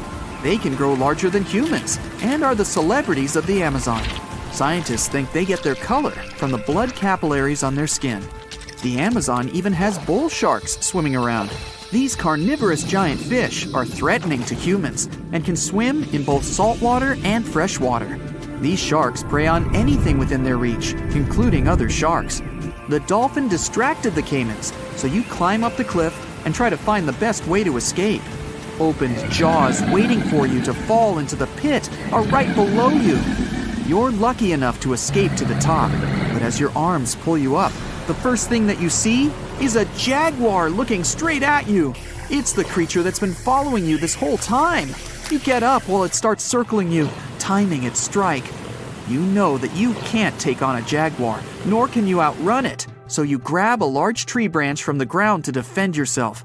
It jumps at you, but you duck down in time. The jaguar lands in the water far away from the caiman crocs. It's a good thing these large kitties are excellent swimmers. You pick yourself up and continue. And to your surprise, you find your boat again. You fix it up and sail your way out of the Amazon. Whew! Psst, run! Really, it's not safe out there. There's a saber-toothed tiger lurking around. You better be careful. What are you doing? Don't peek. Okay, just one little peek. How's this possible, you ask? That's because you're in virtual reality, of course. These cool but very dangerous-looking big cats were alive during the last ice age. What if they decided to show up at your doorstep out of nowhere? Knock knock, a saber-toothed tiger is waiting for you to buy its cookies. Meanwhile, the coelacanth, this massive-looking fish, comes from a lineage that's been around for over 300 million years. We thought they didn't exist anymore until 1938, that is, when a live coelacanth was found again. Since then, they've been roaming the waters of the east coast of Africa and the waters of Sulawesi, Indonesia. Man, I wouldn't want to go for a swim and meet one of these fellas face to face. Their jaw has an intercranial joint, which means their mouth opens up by a lot. This is so they can eat large prey, like me. Not good. They're huge, too. Imagine a fish that's as long as you're tall and weighing as much as an average human. The takahe, a flightless bird, was thought to be gone in the year 1898. They're very cute, small and multicolored, usually not taller than your knee. But picture this. You're out for a hike in the Murchison Mountains. Looking around, you spot the bird you thought was extinct. But there they are, as happy as ever, surviving and chilling. Whole colonies of takahes was indeed found just 50 years after they were pronounced extinct. Good job, tiny little birds. A singing dog. Ever heard of those? Riley does sing sometimes when he's bored or hungry, but these are real performers. New Guinea singing dogs. They've been only recently discovered again in the wild for the first time in 50 years. Still, they were never completely extinct to begin with. New Guineans made sure they were safe next to them. But in the wild, very rare and hard to catch a sight of. Look, there goes one. The New Guinea singing dogs are called so because of their famous high-pitched singing. They sometimes sing together too, a dog choir of sorts where they all howl together. I bet they sing better than I do in the shower. Not going far from this area, we have bats, but these ones are sort of different. You see, their ears are enormous. I guess that's why they're called the New Guinea big-eared bats. Clever. The species was found again when one of them was accidentally caught in a bat trap. Until then, I guess they were playing hide-and-seek with us, because up till 1890, they had been thought to be gone. They're still not out of the danger zone because of habitat loss. Imagine you discover a fossil of a species you thought had been extinct for a long time, yet 2 years later, a whole living group of said species is found. Well, this is exactly what happened in 1977 with the Majorcan midwife toad. It's sort of brownish in color with darker brown that makes up its skin spots. Other than that, it's just a small toad with googly eyes. The group of live toads was found close to where the fossil was, on the island of Majorca. There aren't many of them left, about 500 in fact, and as of right now, they're declared vulnerable by the International Union for Conservation of Nature. Now, are you a fan of tortoises? You will be when you take a look at this huge beauty. It's called the Ferdinanda Island Galapagos tortoise. It hasn't been seen since 1906. But on February 17, 2019, we were finally able to look at one of these beautiful creatures. It's probably out there with a few of its mates right now, but they also don't allow themselves to be seen. We only know they exist because there's a few tracks and scents. With yet another frog, we have the horned marsupial frog. They're out and about in Ecuador, in the Chocó Forest to be more specific. They're called this way because of their distinctive horns directly on top of their eyes. You know the pouch kangaroos use to carry their offspring? Well, the female horned marsupial frog also has that, except it's on the back, so it acts as sort of a backpack. They develop their embryos there, and when they're ready to come out, they hatch as complete infants, unlike regular frogs where they start out as tadpoles. One more toad, the starry night toad or harlequin toad. They're black and covered with loads of white spots all over them. Lost for 30 years, it was discovered back in 2019. Picture them as big bodyguards, water bodyguards to be exact. Oh, that's a very big toad on your screen. Well, for the Arhuaco people, that's exactly what they are, guardians of water. They also have their own name for them, Guna. Sounds like a cheese. When scientists found them yet again, they came across 30 of these little creatures, but initially, they were expecting only one. Well, what a nice surprise. Here's a tiger for you, although it doesn't quite look like your typical tiger. It's called the Tasmanian tiger, and it seemingly disappeared since 1936. But then, out of nowhere, people started seeing them out there in the wild just 5 years ago in 2016. They sort of resemble dogs more than tigers, or a fox maybe. Just take a look at its muzzle. Maybe even a mix of both. Then, a few others started popping up too. And if you happen to think you're seeing one right in front of you, but you're not quite sure, check if they've got stripes on their back. They're definitely out there, but still technically marked as extinct by the IUCN. Okay, picture a horse that looks straight out of a movie scene. Tiny, gorgeous fur, very well behaved. It's tiny, but it's not a pony. It's a Caspian horse.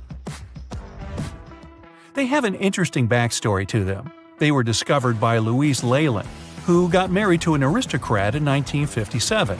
Having moved to Tehran, Iran, she didn't quite like how the horses behaved there, so she took matters into her own hands.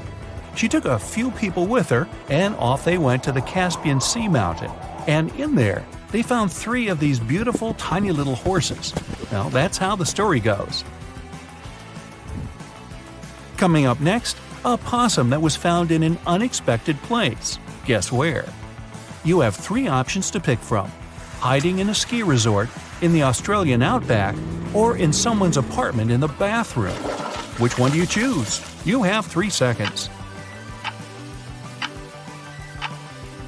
The right answer is a ski resort.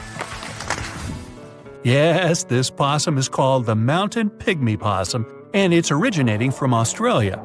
So far, there are 3 different living populations of this tiny possum, but it was believed to be extinct until just 1966.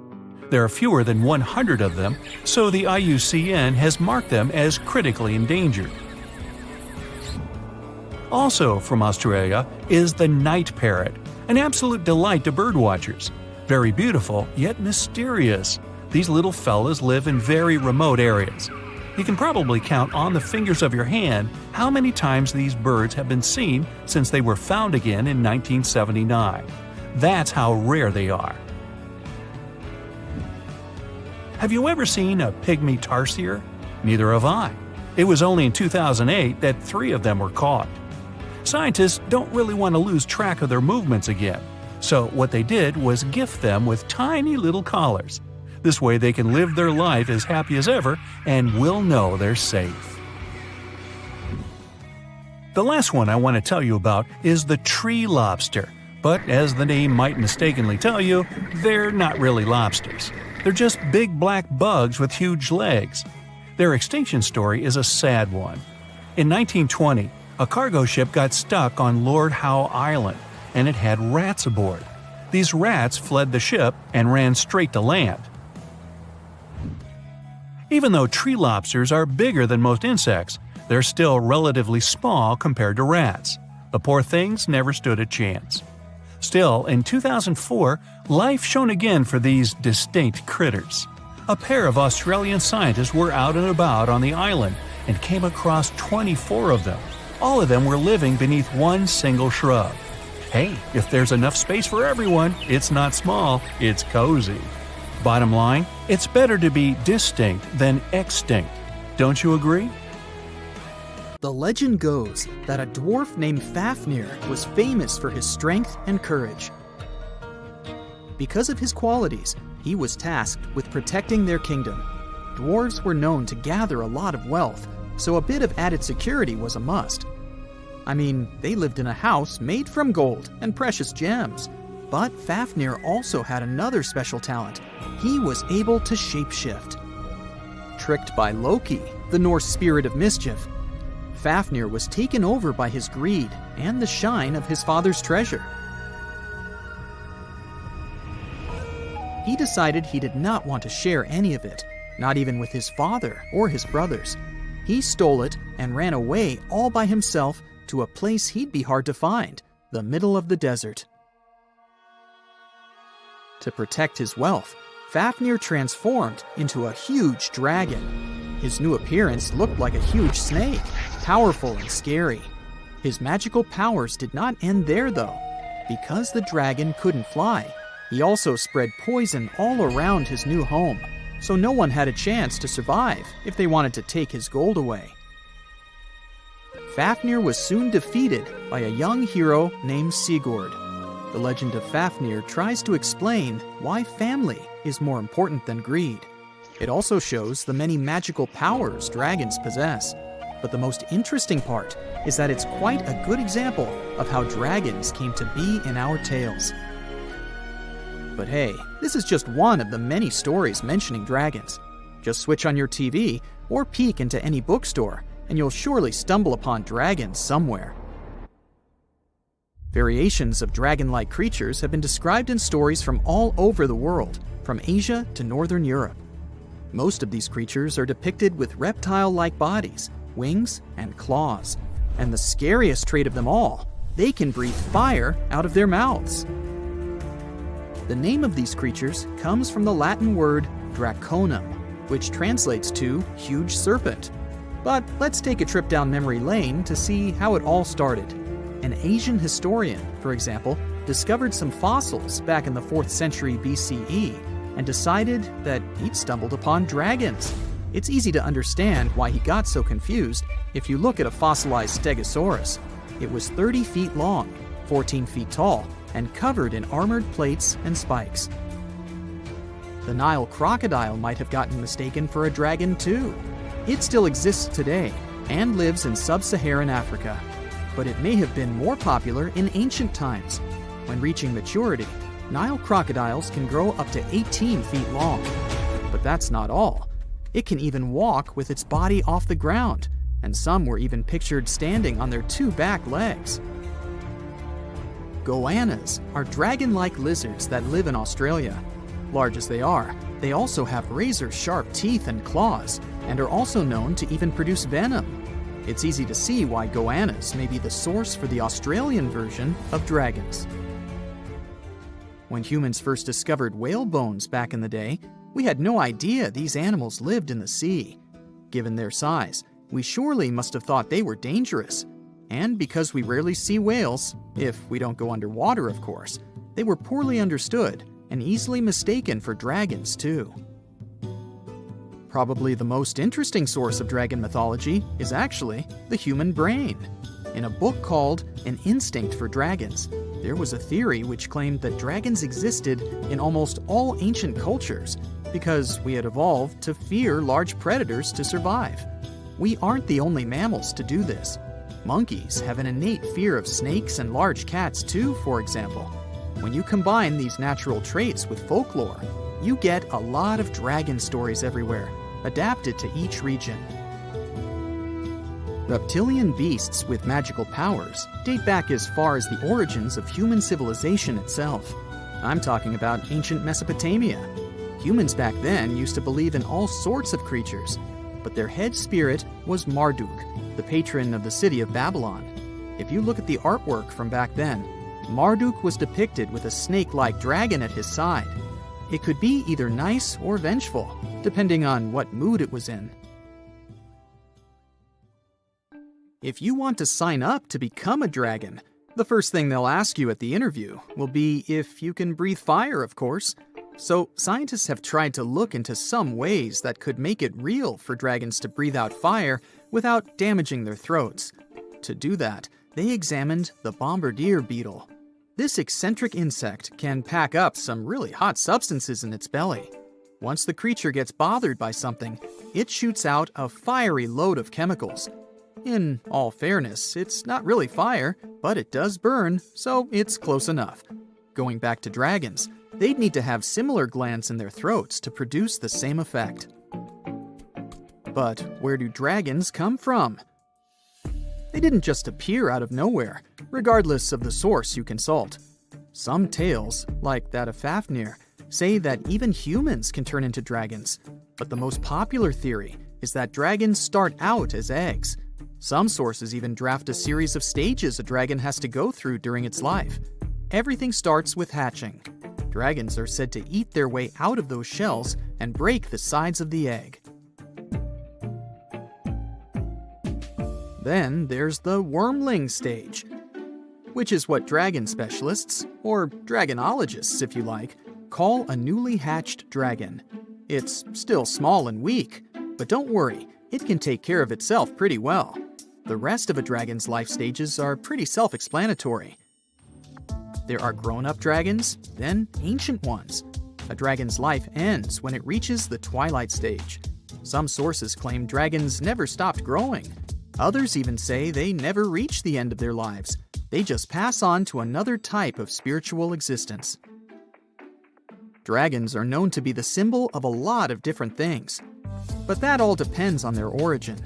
In some regions of Asia, they are known to bring luck, power, and wealth. To become a powerful warrior in Britain, you'd need to first defeat a dragon. That's why you often see them on flags. The flag of Wales, for example, has a large red dragon on a green and white background. Western stories aren't as nice to dragons. They are often seen as evil and vengeful.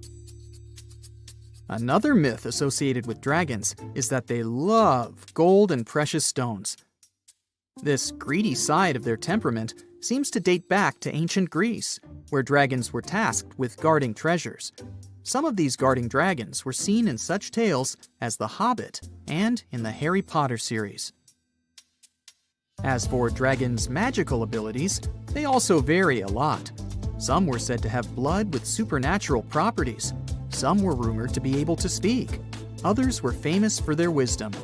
A lot of dragons in ancient literature could fly or shapeshift, even into humans. Some real-life creatures got their names thanks to bearing a resemblance to dragons, like the dragonfly that has more than 5,000 subspecies we know about.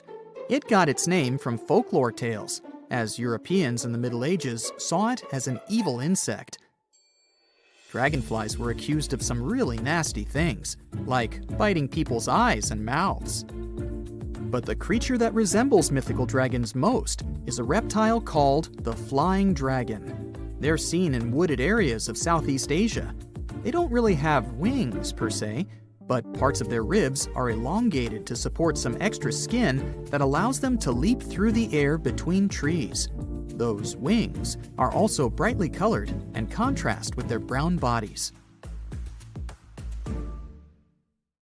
You decided to go scuba diving for the first time. The water is clear and the sun is shining on the seabed. You take a few selfies and the fish swimming by when suddenly the ocean goes pitch black. You look up and, oh my, what is that gigantic animal? It's definitely not a shark, not a whale. Is it a turtle? Yup, but fear not, it's not gonna hurt you. If you had lived on this same Earth about 72 million years ago, then maybe this could have really happened to you. Scientists have recently found the fossils of a gigantic marine turtle that could have grown as big as 12 feet. If you don't have any idea of how big that is, let's see some examples. That's the average length of a hippopotamus, 6 golden retrievers, or 2 Michael Jordans stacked on top of each other. The turtle's scientific name is an homage to that old-school sea monster called Leviathan. Maybe you remember this from old-school history lessons. The Leviathan is supposedly a mythical creature that would swallow entire ships or people that were deemed too greedy by the creature. Can you imagine being swallowed by this humongous sea turtle? No, thank you. The fossils of this gigantic creature began to be excavated between 2016 and 2021, all the way in northeastern Spain. The first fossil was located by a hiker in the Spanish Pyrenees, and it was around 8 inches long. The pelvis of this turtle alone measured around 35 inches. It would definitely be one of the biggest turtles today if it hadn't gone extinct. FYI, the largest living sea turtles today can reach up to 6 feet in length, which is already pretty big. Now, how about a gigantic prehistoric scorpion? I bet most people here are not huge fans of these creatures, especially since they're poisonous, which is why the thought of a 9-foot-long aquatic scorpion might be the stuff of nightmares. Let's just say that if they hadn't gone extinct some 400 million years ago, lakes and rivers would be much more dangerous places for humans today. These gigantic insects were considered to be apex predators in their time, hunting everything from fish to other animals, even of their own kind. Yikes! I got goosebumps just imagining these creatures. Should we thank the asteroid that hit our planet now or later on in this video? Another prehistoric animal that would shock humans if it were still alive is the so-called Megatherium, a gigantic sloth. This huge sloth is believed to have grown up to 20 feet long, and its weight could be up to 8,000 pounds. It was found in the woodlands and grasslands of South America. The creature used to stand on its 2 feet in order to reach leaves on high branches. These giant sloths had huge claws. They helped them climb trees. I gotta say, I feel uncomfortable imagining these elephant-sized sloths climbing trees. Oh, of course, some dinosaurs will make our super-sized creatures list. But before that, here's a fun fact. Did you know some dinosaurs are still alive today? Scientists have proven that birds are classified as theropod dinosaurs. Such infamous creatures as the T-Rex and Velociraptor belonged to this group. I'm sure you've heard these names even before you watched Jurassic Park. The velociraptor is that scary dino that breaks into the kitchen. Well, they evolved, gained some feathers, and turned into various species of birds we know today. That means that any bird from chickens to those little blue ones is a direct descendant of dinosaurs. Now, does the name Spinosaurus ring a bell? You can see this huge dinosaur in some museums today. Its fossils, I mean. The Spinosaurus was one of the biggest land predators to walk Earth. Actually, to walk its land and water, since scientists believe that this dino was semi-aquatic. It fed mostly on meat, which means humans would be its natural prey if it lived today. This meat-eating dino lived around 90 to 100 million years ago.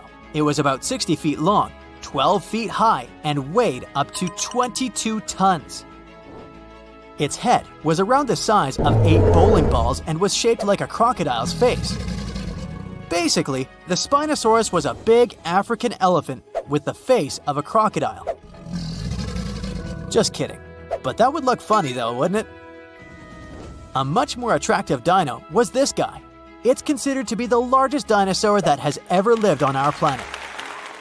What made it so big was its extremely long neck and very long tail. You wouldn't want to stand behind this creature, believe me. If it decided to swish its tail, you'd get catapulted very far away.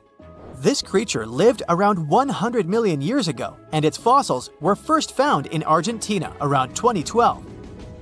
The dino measured 120 feet from head to tail, which made it almost as big as an American football field in width.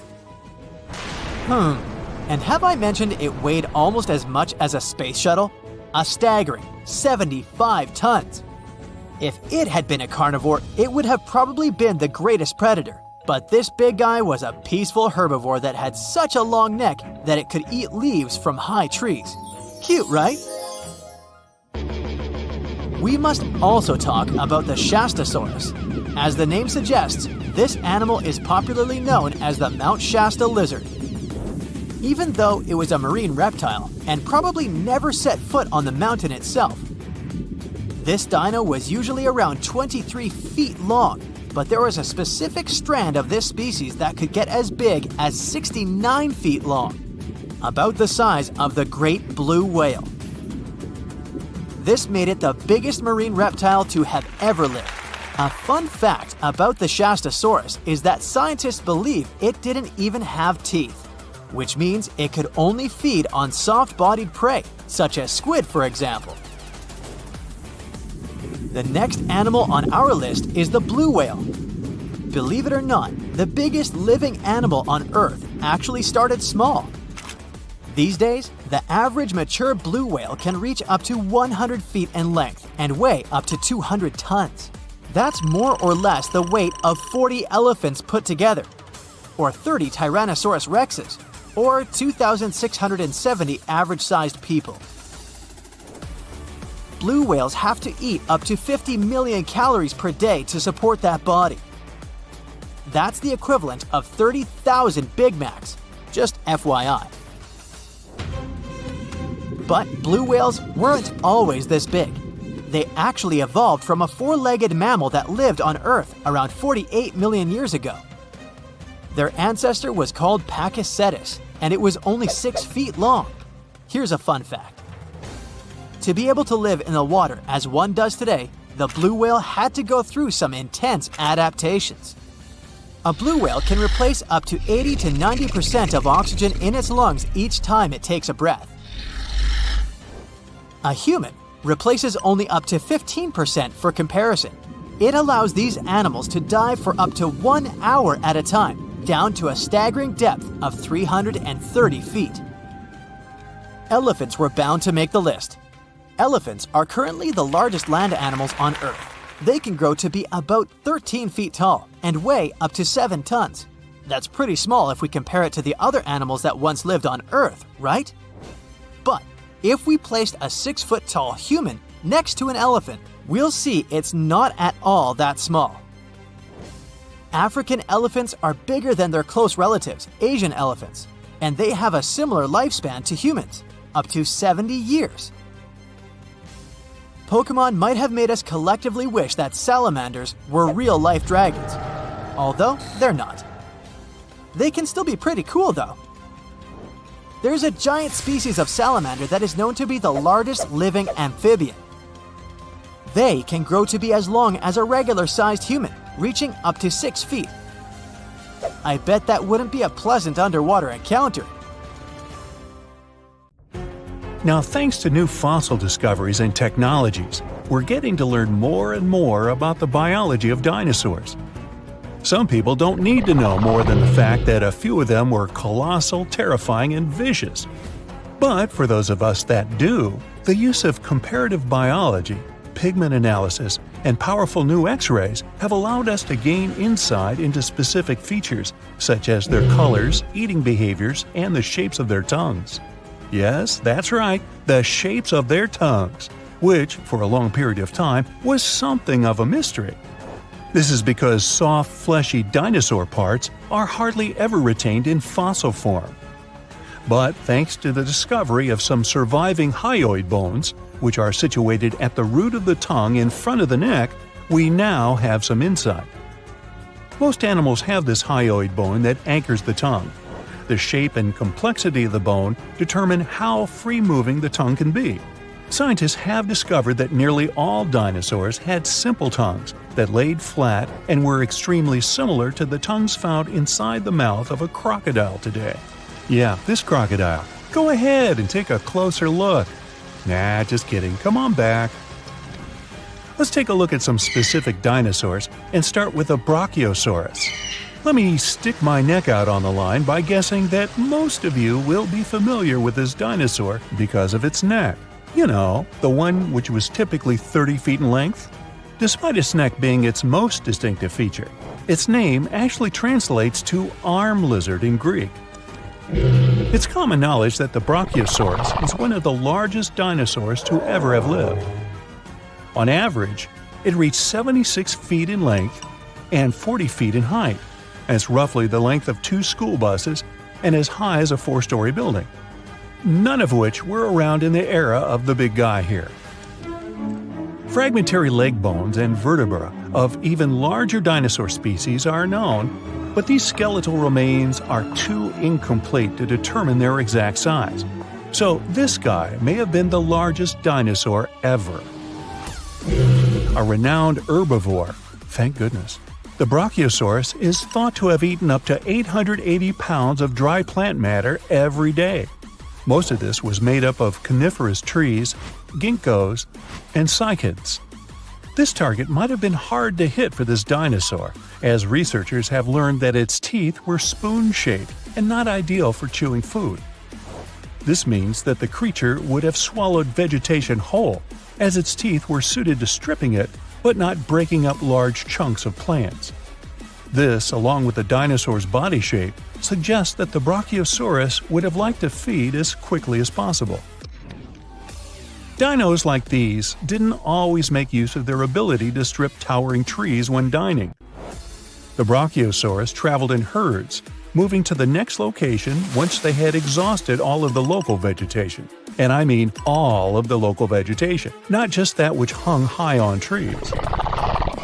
It's likely that the creatures supplemented their diets with vegetation at lower levels, especially after they'd done a number on all the nearby trees. This method of feasting was the most energetically appealing for this giant. By munching on lower vegetation, researchers believe that the dinosaurs saved up to 80% in energy compared to when foraging for high-up food sources. They have also discovered that the nostrils of a Brachiosaurus were on the front of its face and not the top.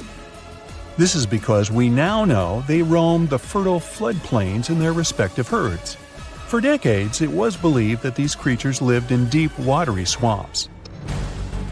Let's look at another common misconception about a popular dinosaur. Please put your hands together for the Tyrannosaurus rex, which is arguably the most famous of all dinosaurs. Discoveries from the past 100 years have revealed that theropods had heavily feathered skin. Theropods are the family of dinosaurs to which the T-Rex belongs, so naturally, people began to think that the creature would have been covered in feathers as well. However, a study from 2017 took skin impressions from the iconic dinosaur and found no evidence of the structures required to support feathers. If a T-Rex did have feathers, they would have been limited to its back. Researchers accept that other large dinosaurs of the same family as the T-Rex have been discovered with their remains covered in feathers. An example of this would be the Yutyrannus dinosaur. But as of now, the accepted theory is that feathers weren't a common feature of T-Rexes. This makes it easier to believe that feathers were exclusive to smaller tyrannosaurids and were there as a means of keeping the creature warm. For a long period of time, researchers thought feathers were an exclusive feature of the theropod family. But this theory has been debunked. Just like the kid at camp who was kicked out of the top bunk. You know, debunked. Anyway, fossil evidence discovered in Siberia now suggests that multiple different family groups of dinosaurs had feathers. The Siberian fossils in question belong to another species of dinosaur, Calindrodromeus zebucolicus. Oh, you think I mispronounced that? Okay, prove it. Now, this dinosaur, I'll call her Calinda, had a pelvis structure superficially similar to that of a bird and was roughly 4.5 feet long, about as tall as a fridge. Since the purpose of feathers on dinosaurs was for warmth, it's quite possible that dinosaurs from cold weather climates had more feathers than their counterparts in warm weather climates.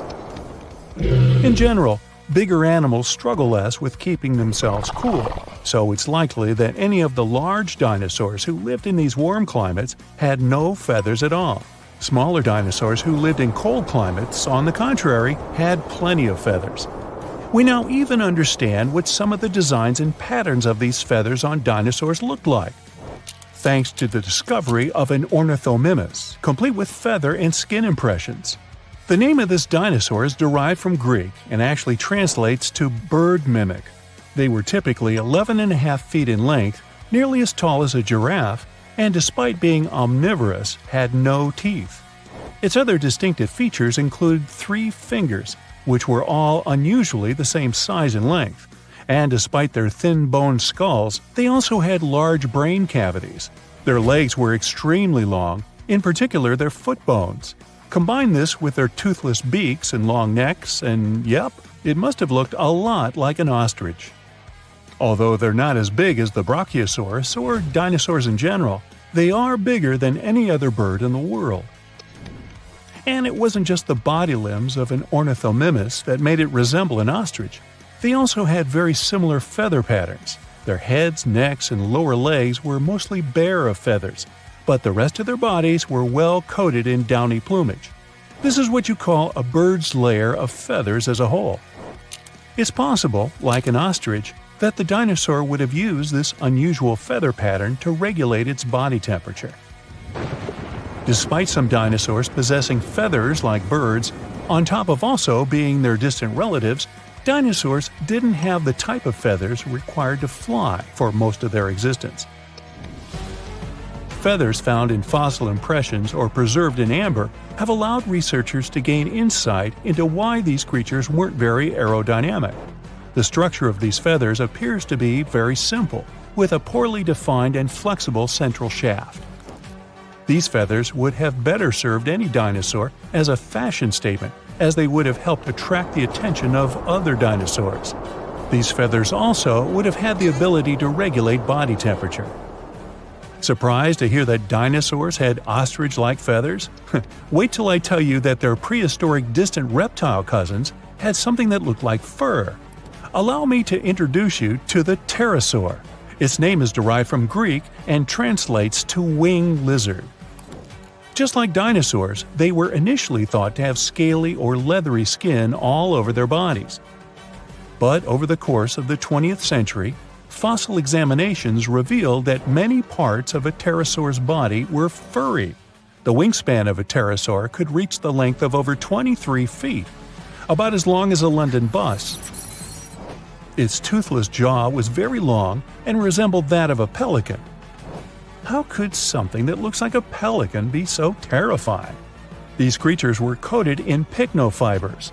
Those were simple structures, feather-like in composition, but strand-like and fuzzy like fur. Further research suggests that some parts of the pterosaur's body had more complex kinds of feathers with branching strands. If this is accurate, it would be the first time feathers were found on an animal that was neither a dinosaur nor a bird. How heavy is the largest living snake? How can a snake eat a whale? Get ready, I'm about to answer these questions. Before the last ice age, giant mammals like mammoths ruled the world.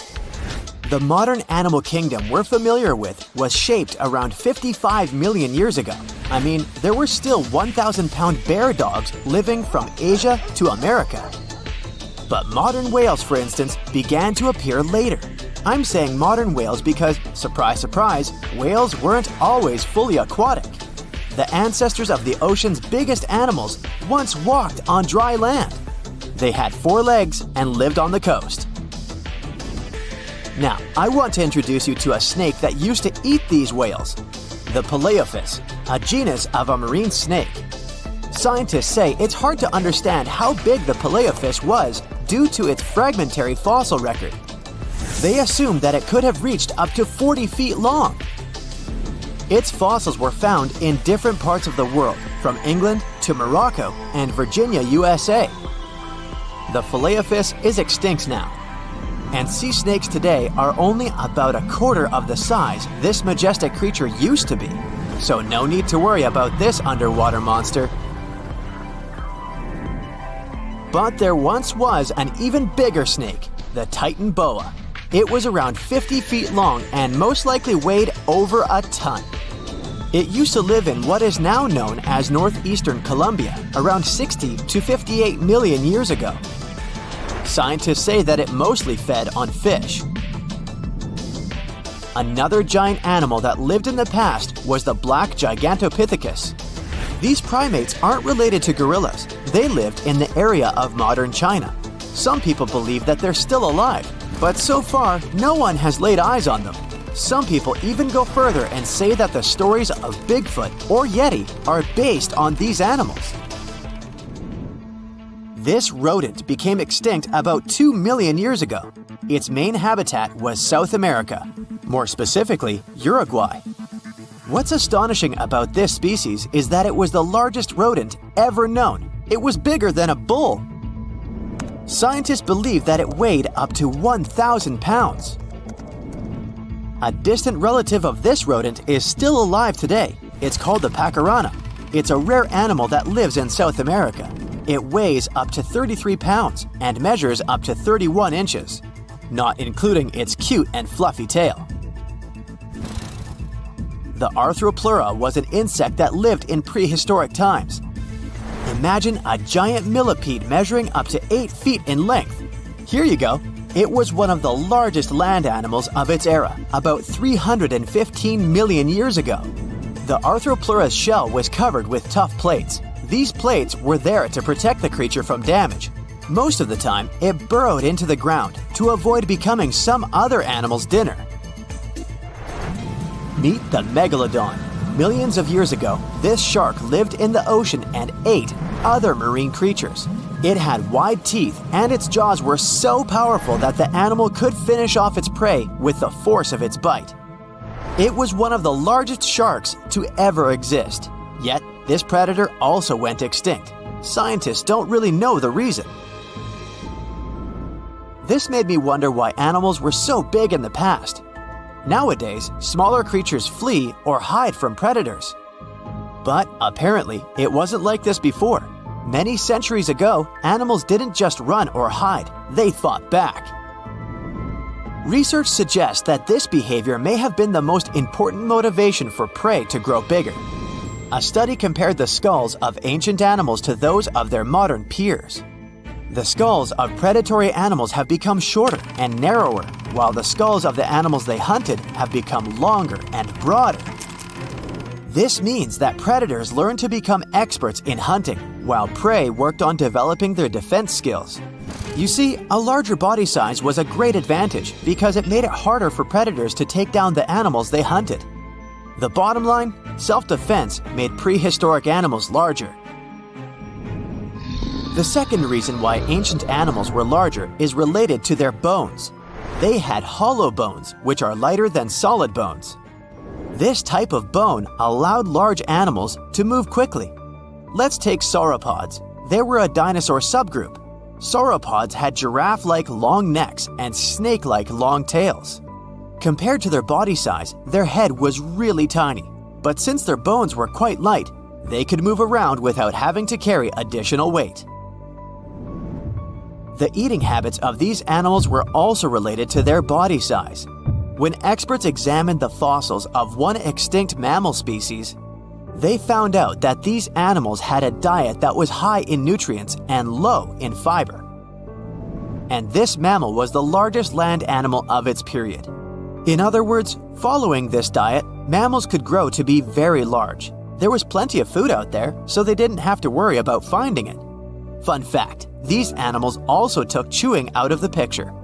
They could swallow their food in large pieces instead of taking small bites. Environmental conditions also played an important role in the evolution of larger animals in prehistoric times.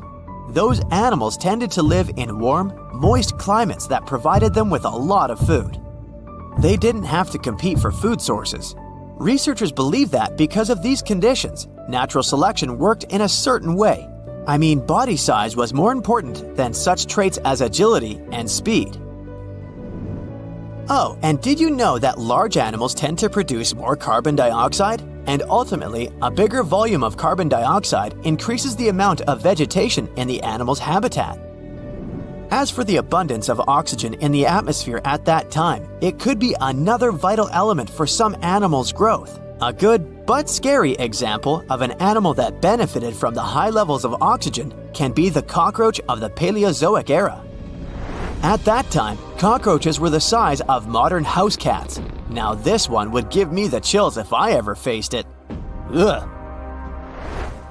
What about today? Well, there are over 3,000 species of snakes on Earth. The smallest snake in the world is the Barbados thread snake. It's only around 4 inches long when fully grown, and the largest one?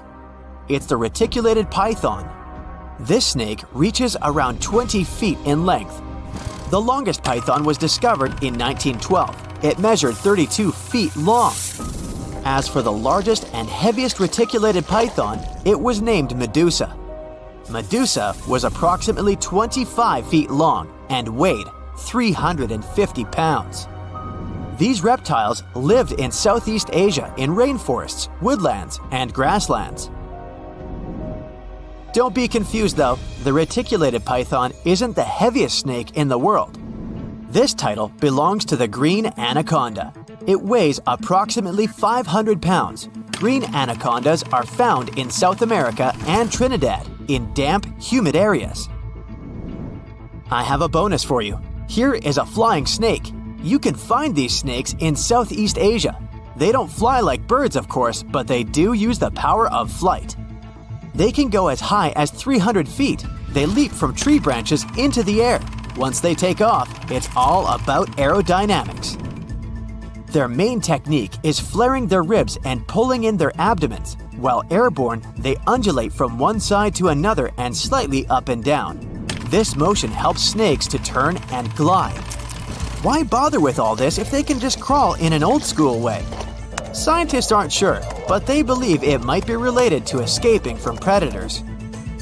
This way, they move from one tree to another without having to get down to the ground. Every now and then, people discover fossils of animals that lived millions of years ago. These ancient discoveries continue to capture our imagination. Which of these animals would you like to see alive?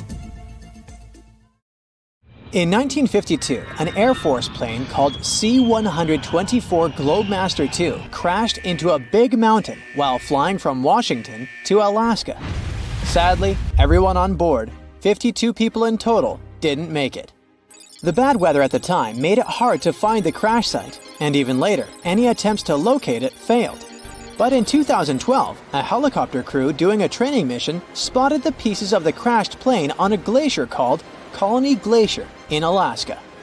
They started looking for more pieces and confirmed it was indeed the missing plane. Since then, every summer for about a decade, different military groups have been helping in an operation called Colony Glacier. They've managed to identify 40 out of the 52 people whose lives were lost in the crash. The soldiers taking part in this mission take their promise seriously to never leave a fallen comrade behind. They believe it's their duty to bring back those who didn't make it. Another discovery comes from the Alps. In 1991, some hikers exploring the picturesque Alps stumbled upon a human body. It was half frozen in ice at the top of a mountain pass between Italy and Austria. At first, the local police thought it might be a mountaineering accident, but in a few weeks, archaeologists started claiming that this guy might have lived more than 5,000 years ago. They eventually gave the frozen fellow the nickname Ötzi.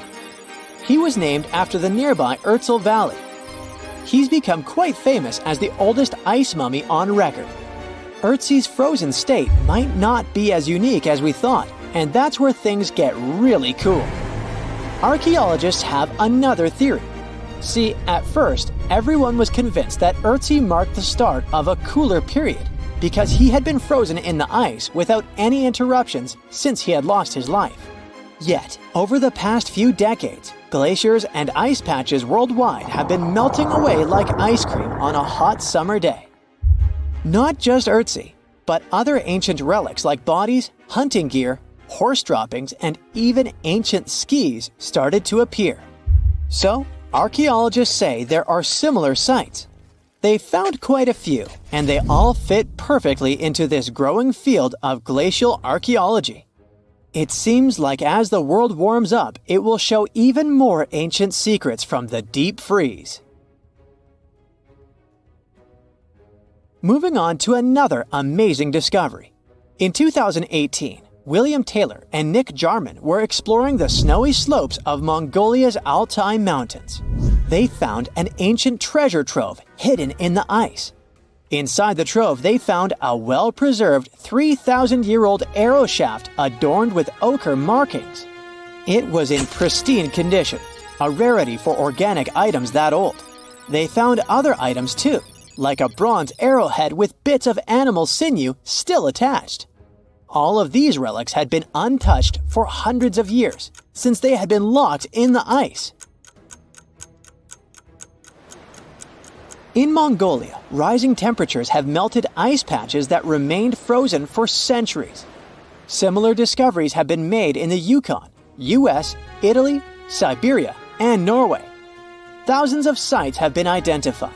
Yet, scientists are racing against time to document and preserve these artifacts before they're lost forever. The study of these artifacts challenges the definition of these environments as wildernesses and shows how indigenous people coexisted with nature there. Sometimes people find simple items too, as simple as a sandal. This one, discovered on one of central Norway's mountain passes, indicates that people used this route roughly 1,700 years ago. This suggests that there was less snow and ice in that area back then. The sandal, dating back to around 300 BCE, resembles Roman sandals of that era. Again, in Norway, hunters found an iron sword high up on a mountain, more than 5,250 feet above sea level. There's no nearby burial site, and it's puzzling why someone would have a sword in such a remote location. Archaeologists speculate that the owner might have become lost. Then, in 2011, unusual objects resembling giant slingshots began to emerge as the ice melted. Radiocarbon dating suggests that this particular object was crafted around 400 BCE. It measures over 3 feet long and has knife cuts. Those puzzled archaeologists until one team member recognized them as tang, or pliers, used to secure loads on sleds when transporting hay or leaving for animal food. People in the area used hay sleds with pliers until the 1950s, when tractors became more common. Now, let's get back in time to thousands of years ago. We can easily do that by looking at this woolly mammoth.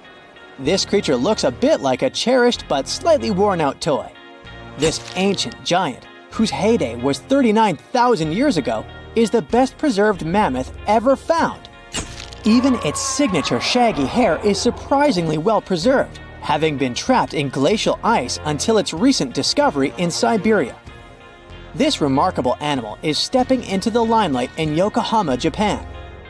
Scientists are running tests that might bring this extinct species back to life. When they stumbled upon this female mammoth, they uncovered a hidden treasure, a sample of her blood preserved beneath the ice. So they believe this ancient blood could hold the key to resurrecting the mammoth. They also found well-preserved muscle tissue. She was between 50 and 60 years old when she met her icy fate.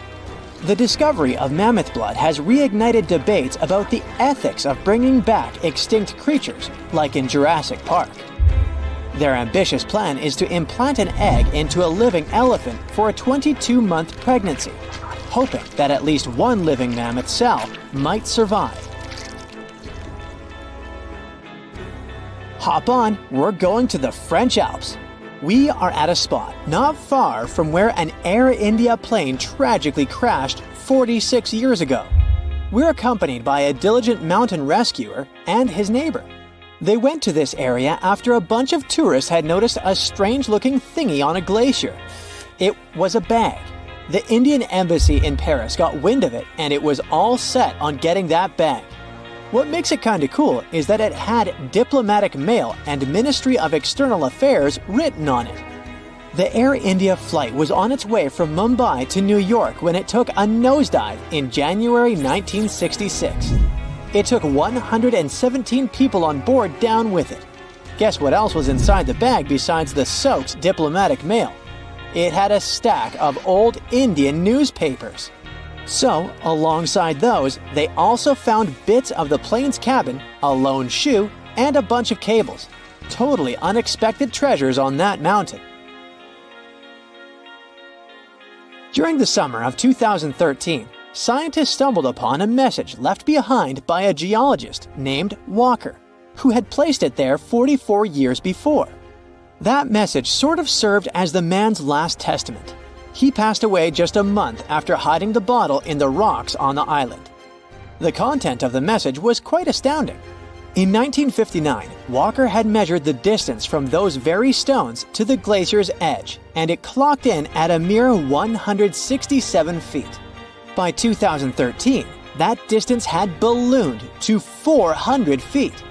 Researchers are convinced that this stark contrast between the two measurements underscores the consequences of ongoing global warming. Imagine the melting ice in Norway's mountains as a time machine revealing a treasure trove. Nearly 800 Viking artifacts tucked away for over 1,000 years have been unearthed. They give us a peek into the bustling trade networks of the Viking era and the critical role of the mountain passes in this ancient commerce. Among the finds are leather shoes, cozy woolen mittens, stylish tunics, feathered arrowheads, horseshoes, walking sticks, and kitchen gadgets from the Viking chef's toolkit. There are even Viking pack horse souvenirs. These artifacts provide us with insights into ancient travel habits and the peak times when those paths were bustling with activity, and give us a glimpse into the lives of adventurers. Imagine a planet where every breath you take electrifies your body like a shot of espresso. The sky above you is an intense shade of blue, while colossal trees stretch towards the heavens, their vibrant green leaves growing at an astonishing rate. Daily exercise becomes a thrill like no other. With the abundance of oxygen, you become a supercharged version of yourself. Running feels effortless as you dart across the landscape, lifting weights that would normally seem impossible. It's as if the world itself is infused with a surge of energy. Everything is moving faster. The wildlife surrounding you is equally affected by this oxygen overload. Animals roam the land in majestic proportions. Their massive frames are propelled by speed and agility. Picture yourself in a pulse-pounding chase with an oxygen-charged cheetah, racing against a predator that could put a Ferrari to shame. Now you may wonder how such a wild scenario could ever be possible. Well, let's see. Oxygen is the powerful fuel that keeps life going. It makes up about 21% of the air we breathe, and every breath we take delivers these tiny molecules to our cells, giving them the energy they need to thrive. Without oxygen, our cells would struggle, and our bodies would fall apart. But that's not all.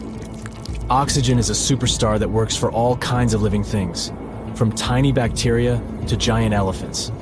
It's even important underwater, where it enriches the oceans.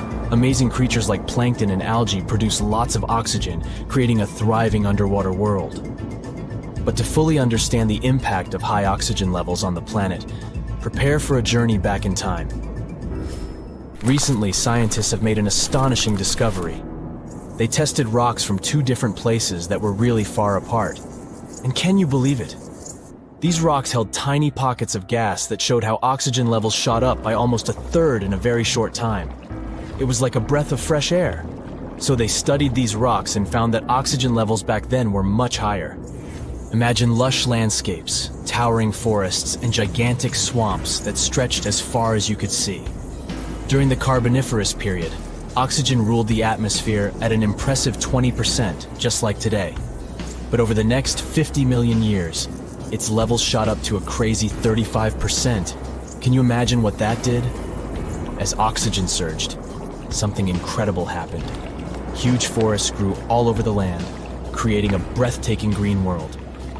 And massive swamps took over low-lying areas, making the landscape look surreal and otherworldly. At the same time, carbon dioxide levels dropped. Normally, when things break down, microbes release carbon dioxide into the air. This gas acts like a warm blanket, trapping the sun's heat and raising temperatures. But in the mysterious swamps where these giant plants were buried, the microbes couldn't do their job. The result? The planet got really cold. Who would have thought that a breath of fresh air could have such power? The scientists are still trying to figure out why this happened. But one thing is certain, it wasn't just happening in one place. It was a worldwide phenomenon. It was like the planet was playing a funny game with the climate. But let's go even earlier. We see the first North American dinosaurs making their grand entrance. High oxygen levels are what gave a big boost to the rise of mighty dinosaurs in North America and beyond. Picture tropics filled with the magnificent giant creatures. Obviously, dinosaurs didn't just appear out of nowhere. They took advantage of a changing environment that was perfect for their evolution. Oxygen levels played a huge part in this dinosaur party. As oxygen levels rose, so did the size of these incredible creatures. They started small with predators like Chindosaurus, and soon after, huge dinosaurs like sauropods took over the land. Then, 65 million years ago, dinosaurs disappeared and mammals took over. And here's the interesting part. Mammals never grew as big as dinosaurs. So what's the explanation for this? Mammals, and humans are mammals too, by the way, are special because we can regulate our body temperature. But that comes at a cost. We need a lot of energy to stay warm compared to reptiles and dinosaurs. Dinosaurs didn't bother with temperature control, so they could focus on growing big. The biggest dinosaurs were 10 times larger than the largest mammals. It's like a game of anything you can do, I can do 10 times bigger. Dinosaurs might have had similar limitations with their sizes, but those were much less strict. Before the dinosaurs' extinction, mammals were very small. Many mammal species disappeared along with the dinosaurs. But survivors took advantage of the open ecosystem and rapidly diversified into various body sizes. However, after 42 million years of growth, mammals reached a size plateau. This happened on all continents, most likely because of the temperature and land area. Colder environments allowed mammals to grow larger. Balancing body size and heat became challenging. Land area also played a role in sustaining big populations. But making animals bigger isn't the only thing high oxygen can do. This humble gas is a true jack of all trades. It also acts as our loyal bodyguard, protecting us from harmful UV rays and other dangers from space. Without oxygen, we would be defenseless against space threats. Oxygen also has a fascinating role in shaping the weather. It teams up with its other atmospheric buddies to make the sky go wild with tornadoes, hurricanes, and thunderstorms. They mix and mingle in the air, creating just the right conditions for these exciting weather adventures to happen. And these adventures can be dangerous, but they serve an important purpose. They help distribute nutrients and organic matter, carrying soil, leaves, and debris to new places. So what if we decided to mess with nature and crank up the oxygen levels to crazy heights, 30%, 40%, or even 50%? Well, too much of a good thing can become dangerous. Oxygen toxicity is when too much of this gas causes big problems. It's like eating loads of candy. It's fun at first, but soon enough you'll regret it. Surprisingly, an overdose of oxygen can leave you struggling for breath, like a tired dancer in desperate need of a break. At first you might feel a burst of energy, but it doesn't last. Dizziness sets in, as if you've been spinning on the dance floor for hours without stopping. In extreme cases, too much oxygen can even harm your body, making you feel like you've crashed into a huge truck. So while oxygen is always with us, giving us life, it's important to appreciate its delicate balance. Don't put on your special breathing gear. Also, we wouldn't be the only creatures to suffer from this oxygen extravaganza. Mammals, for example, will struggle to adapt to these extreme levels. The balance of power among species will change drastically, and winners and losers will fight for survival in a world that's spinning out of control. And we'll need stronger shelters to deal with these gigantic animals. We'll have to stay nimble and avoid danger. Amidst all the chaos, there will be astonishing adaptations. Birds will fly higher than ever before, reaching heights that would amaze even the clouds. Also, get ready for more natural disasters and delicate ecosystems hanging in the balance.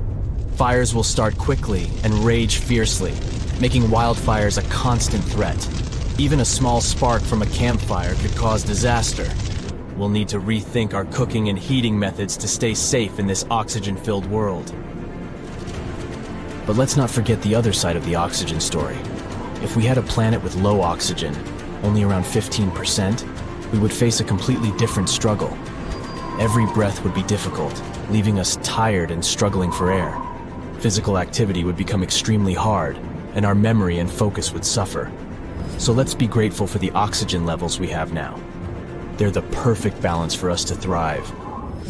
In this exhilarating journey through an oxygen-rich world, we've experienced breathtaking wonders and discovered the delicate balance of our planet. Let's cherish the magic in every breath, respect the interplay of oxygen and life, and embrace the thrill of this remarkable ride called life. You call your beloved cat to have his dinner, Sir Scratchy. Suddenly, you hear loud stomping. The dishes on the dinner table clink with every thump. A painting's fallen off the wall. Is it an earthquake? No, that's a cat the size of a pony walking into the dining room.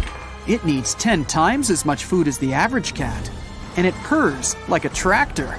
No, Scratchy, stop rolling. You'll turn over the cupboard. Well, this is one possible scenario for the evolution of animals in the future. Climate, water, oxygen in the air, and even gravity are factors that influence the course of evolution. For example, scientists predict that some bird species will gradually lose their warm feathers. In the future, they will basically look like sphinx cats with beaks and wings. The same thing might happen to our pets. Gradually, their fur will become shorter until they're completely bald. Urban pests like pigeons and rats will become even bigger, the size of a cat. A few million years ago, rats were barely the size of your little finger. That's because they hid in small burrows and had to be nearly invisible to large predators. Now, they live in comfortable cellars that humans have built.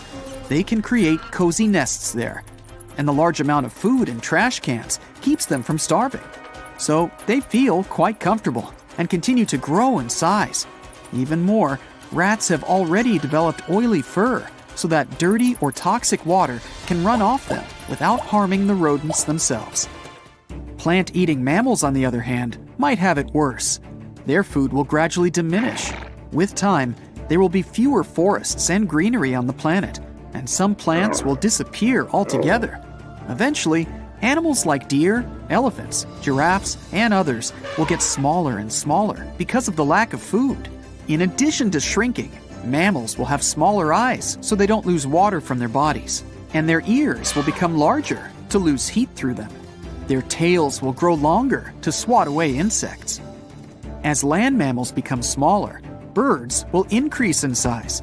That's because they'll be able to include shrinking animals in their diet, and the muscles of birds will become much stronger because they'll have to fly long distances in search of food. Animals in hot and dry places are more likely to learn how to get water from the air.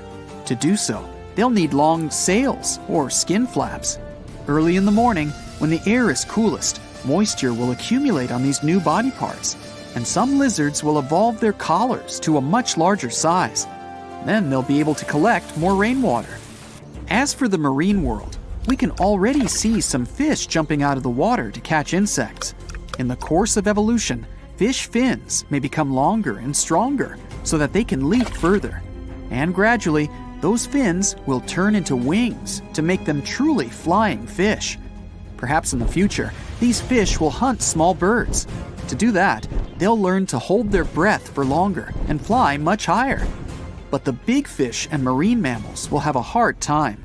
The ocean will heat up, and some species will begin to disappear. The largest inhabitant of the aquatic world, the blue whale, which is the size of 2 school buses, will shrink in size because there will be less food for it in the ocean. But the population of lizards and reptiles will thrive. They're good at absorbing heat. And with climate change, there will be more insects on our planet, which means more food for lizards. They'll start to increase in size, but now they'll have to defend themselves against big birds. Their legs will become longer and stronger, so they'll be able to run a lot faster and not get eaten by a bird. And the insects? Well, they'll just explode. Insects will probably live in huge swarms and fly around looking for food. And they'll be angry and hungry because their usual source of food, mammals, will have either ceased to exist or shrunk in size. Humans will change too. Scientists predict that between 1,000 and 1 million years from now, we will completely lose our hair. Our limbs will become thinner and longer, and will be about 7 feet tall. Our feet will most likely lose their toes because they're no longer needed to keep our balance. Our head and brain will become more like a balloon, and our lifespan will be more than 100 years. Because humans are at the top of the food chain and don't take part in natural selection, we'll gradually become similar to each other. In tens of millions of years, all humans will probably look the same. Plus, we're developing genetic engineering technology. Luminous rabbits, incredibly sized cows, web-weaving goats, super muscular pigs, and more. But we're more interested in how animals will evolve on their own. So, fast forward ahead in time. Humans have long lived on other planets and in other galaxies. Earth has long since become home to animals and plants. The only traces of humans here are giant cities made of metal and concrete that are buried deep underground. And up there, incredible creatures like the Necropteryx live. It's something between an ostrich and a vulture, the size of an adult human. Its long and powerful beak is its main tool for protection against predators and for eating. Their strong legs with long claws make them excellent runners. This creature can walk dozens of miles in a day. Necropteryx needs warm fur or feathers. Without humans and the greenhouse effect, the temperature on Earth has dropped. But with a warm jacket, they'll be able to survive even a new ice age. And like ostriches, they reproduce by laying eggs. This is a parashrew. It's like a common shrew, a couple of inches long. But it has an unusual feature, a parachute on its tail. While little, they live in their parents' nests, but when they leave them, they launch themselves into the air and then open a parachute made of thin fur. The warm currents of air rise up and carry them. They can spend up to 24 hours in the air. Then, they'll nest elsewhere, and their babies will leave their home the same way. The waka. Waka waka. This animal looks like a striped giraffe with only 2 legs. It'll be one of the fastest creatures on our planet. No predator can beat it in a race. Plus, their eyes are perched high on their head, and with its long neck, the waka can see a threat even when sitting in tall grass. Terabytes are descendants of termites that will appear on Earth in 200 million years. If they see a threat, they'll spew a stream of chemicals, something like acid, from their huge head. Even the biggest predators will be afraid to approach them. Reed stilts are about 3.5 feet tall and weigh almost as much as an adult human. Thanks to its striped coloring, a reed stilt is almost invisible in the reeds. It walks on its thin legs through marshy terrain and feeds on small fish. Its long neck and sharp teeth allow it to dash into the water, almost cobra-like. It catches fish and swallows them almost whole. But all of these predictions are very speculative. There are billions of factors that influence the course of evolution. The course of evolution could go the other way at any time. For example, an asteroid hits the Earth, causing a mass extinction and changing our planet's climate. A small percentage of surviving organisms begin to adapt to the new conditions. In a few million years, we'll have animals that none of us could have even imagined. Boom! An explosion of supersonic waves, interplanetary heat, dust, fumes. The Earth's atmosphere has been invaded by a cosmic rock the size of Everest. A few seconds ago, this rock, weighing trillions of tons, was hurtling towards Earth. It could fly from New York to Anchorage faster than you could fry yourself an omelet. This monster's name? The Chicxulub Incident. Epic name, right? 66 million years ago, it crashed into the Earth. Back then, dinosaurs ruled the planet, but not for long. The epic collision took place in modern Mexico, in the Yucatan Peninsula, right near Cancun, where the dinosaurs were vacationing. Well, probably not. Still, the huge space rock hit the ocean, but even all that water couldn't stop the inevitable. The collision caused a huge amount of energy to be released. The horror on a planetary scale had begun.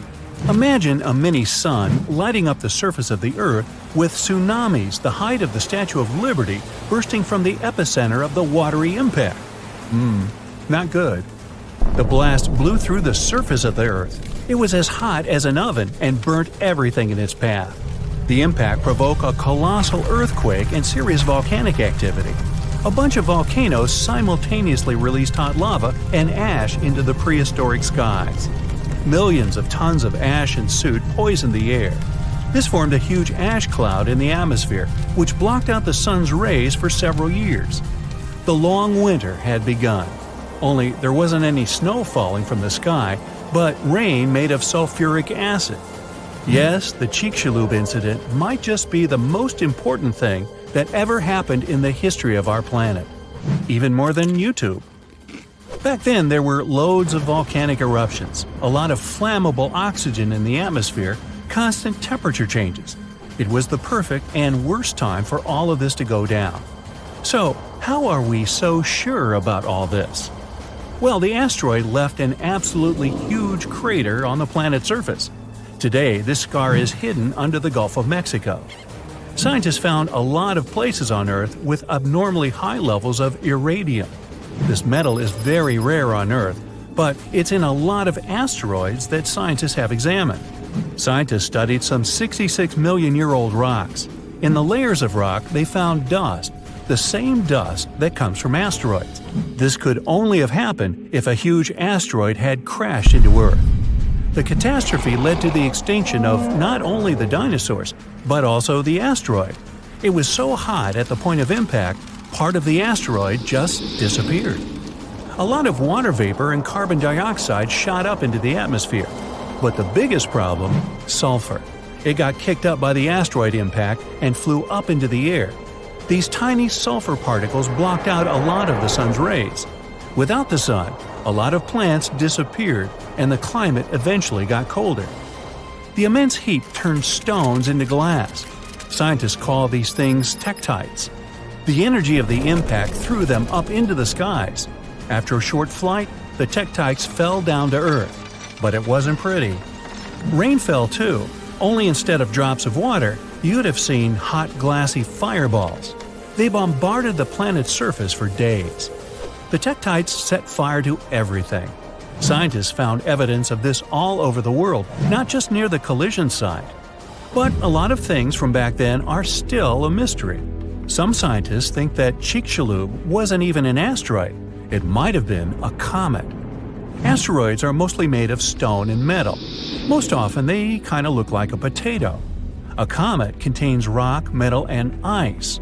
Comets look like dirty cosmic snowflakes, complete with ammonia, methane, and carbon dioxide. Comets sometimes come from the Oort cloud. It's a huge cloud of ice and debris around our solar system. From time to time, comets break free from the pack and head towards our sun.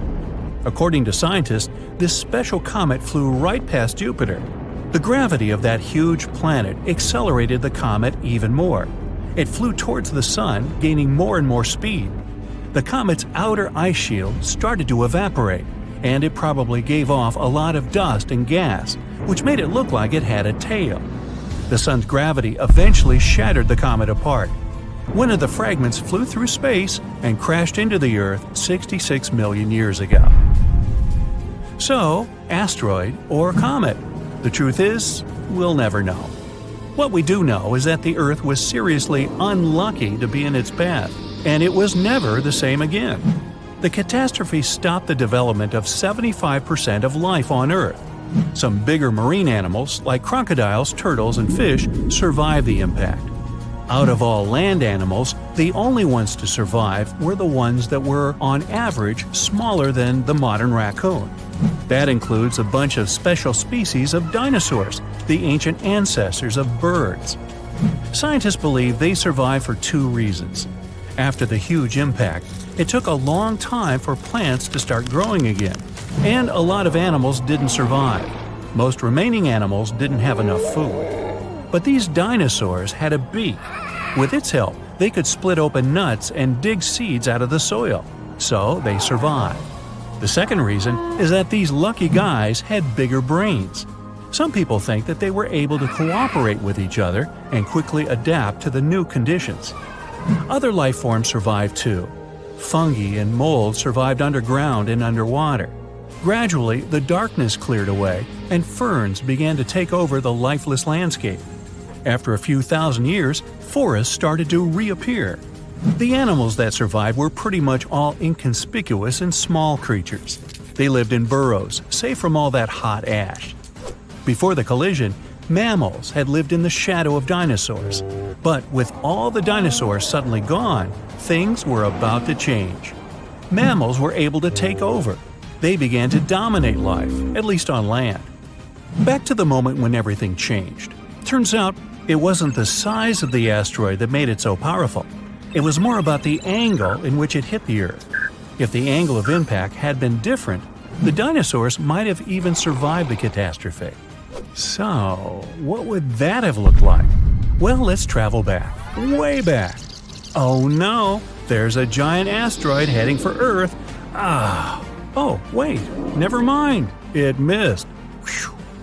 There are plenty of earthquakes, tsunamis, and volcanic eruptions every day, but dinosaurs don't mind that much. No big deal. Fast forward a few million years, and most of these ancient lizards have changed and are now unrecognizable. Thanks to a couple of ice ages, many dinosaurs are now totally covered with feathers to protect them from the cold. Mammals exist, but they're few and far between. You see a lot of bats in caves. There are tons of rat-sized rodents in the forests. During the day, they hide in the undergrowth or in burrows. At night, they go out in search of food. There are no horses, no elephants, or other large mammals. Why become large and eatable when there are so many dangerous reptiles with huge fangs around? There are no whales in the sea. Parrots, hawks, and pigeons are nowhere to be seen. But pterodactyls 2.0 whiz past you constantly. Some are about the size of a helicopter, while others are no larger than a swan. There are plenty of primates, but they're in no hurry to climb down from their trees and walk on two legs. No venturing out into the savannah, no evolution into Homo sapiens. In this alternate reality, open spaces are very dangerous. But then again, so are forests and trees. Nowhere is safe. To get some delicious primate treats, many smaller dinosaurs learned to climb trees. This was already happening back in the Cretaceous period, right before that huge asteroid just missed Earth. Whew, that would have been an epic collision. Dinosaurs have grown wiser since that near miss. Some are even as smart as a modern chicken.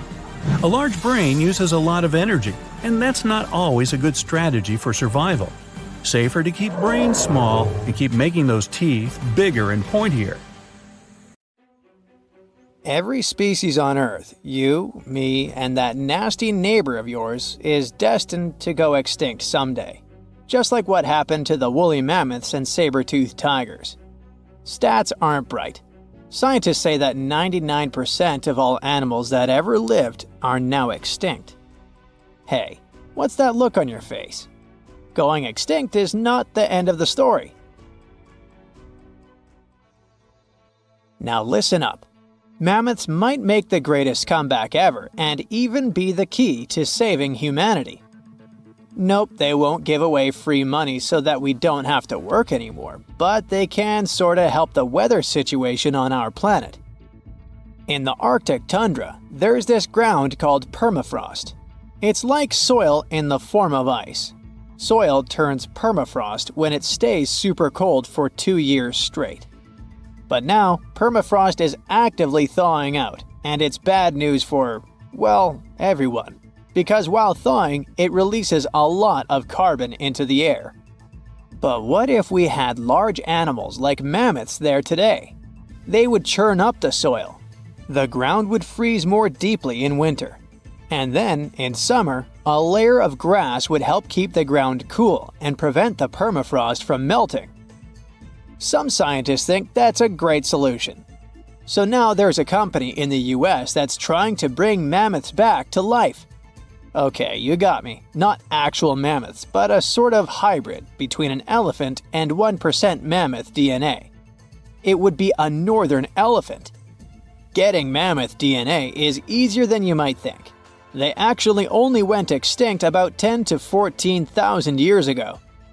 Scientists are hoping to have their first elephant-mammoth hybrid by 2027. Let's hope it doesn't turn into a real-life Jurassic Park. Ah, Australia. A nightmarish place, and a home to the most fascinating creatures on Earth. But here, the sad fate befell the Tasmanian tiger, also known as thylacine. Don't mix it up with the Tasmanian devil. That one is living and thriving. Nope, the thylacine was a marsupial predator that used to chill in Australia, South Tasmania, and New Guinea.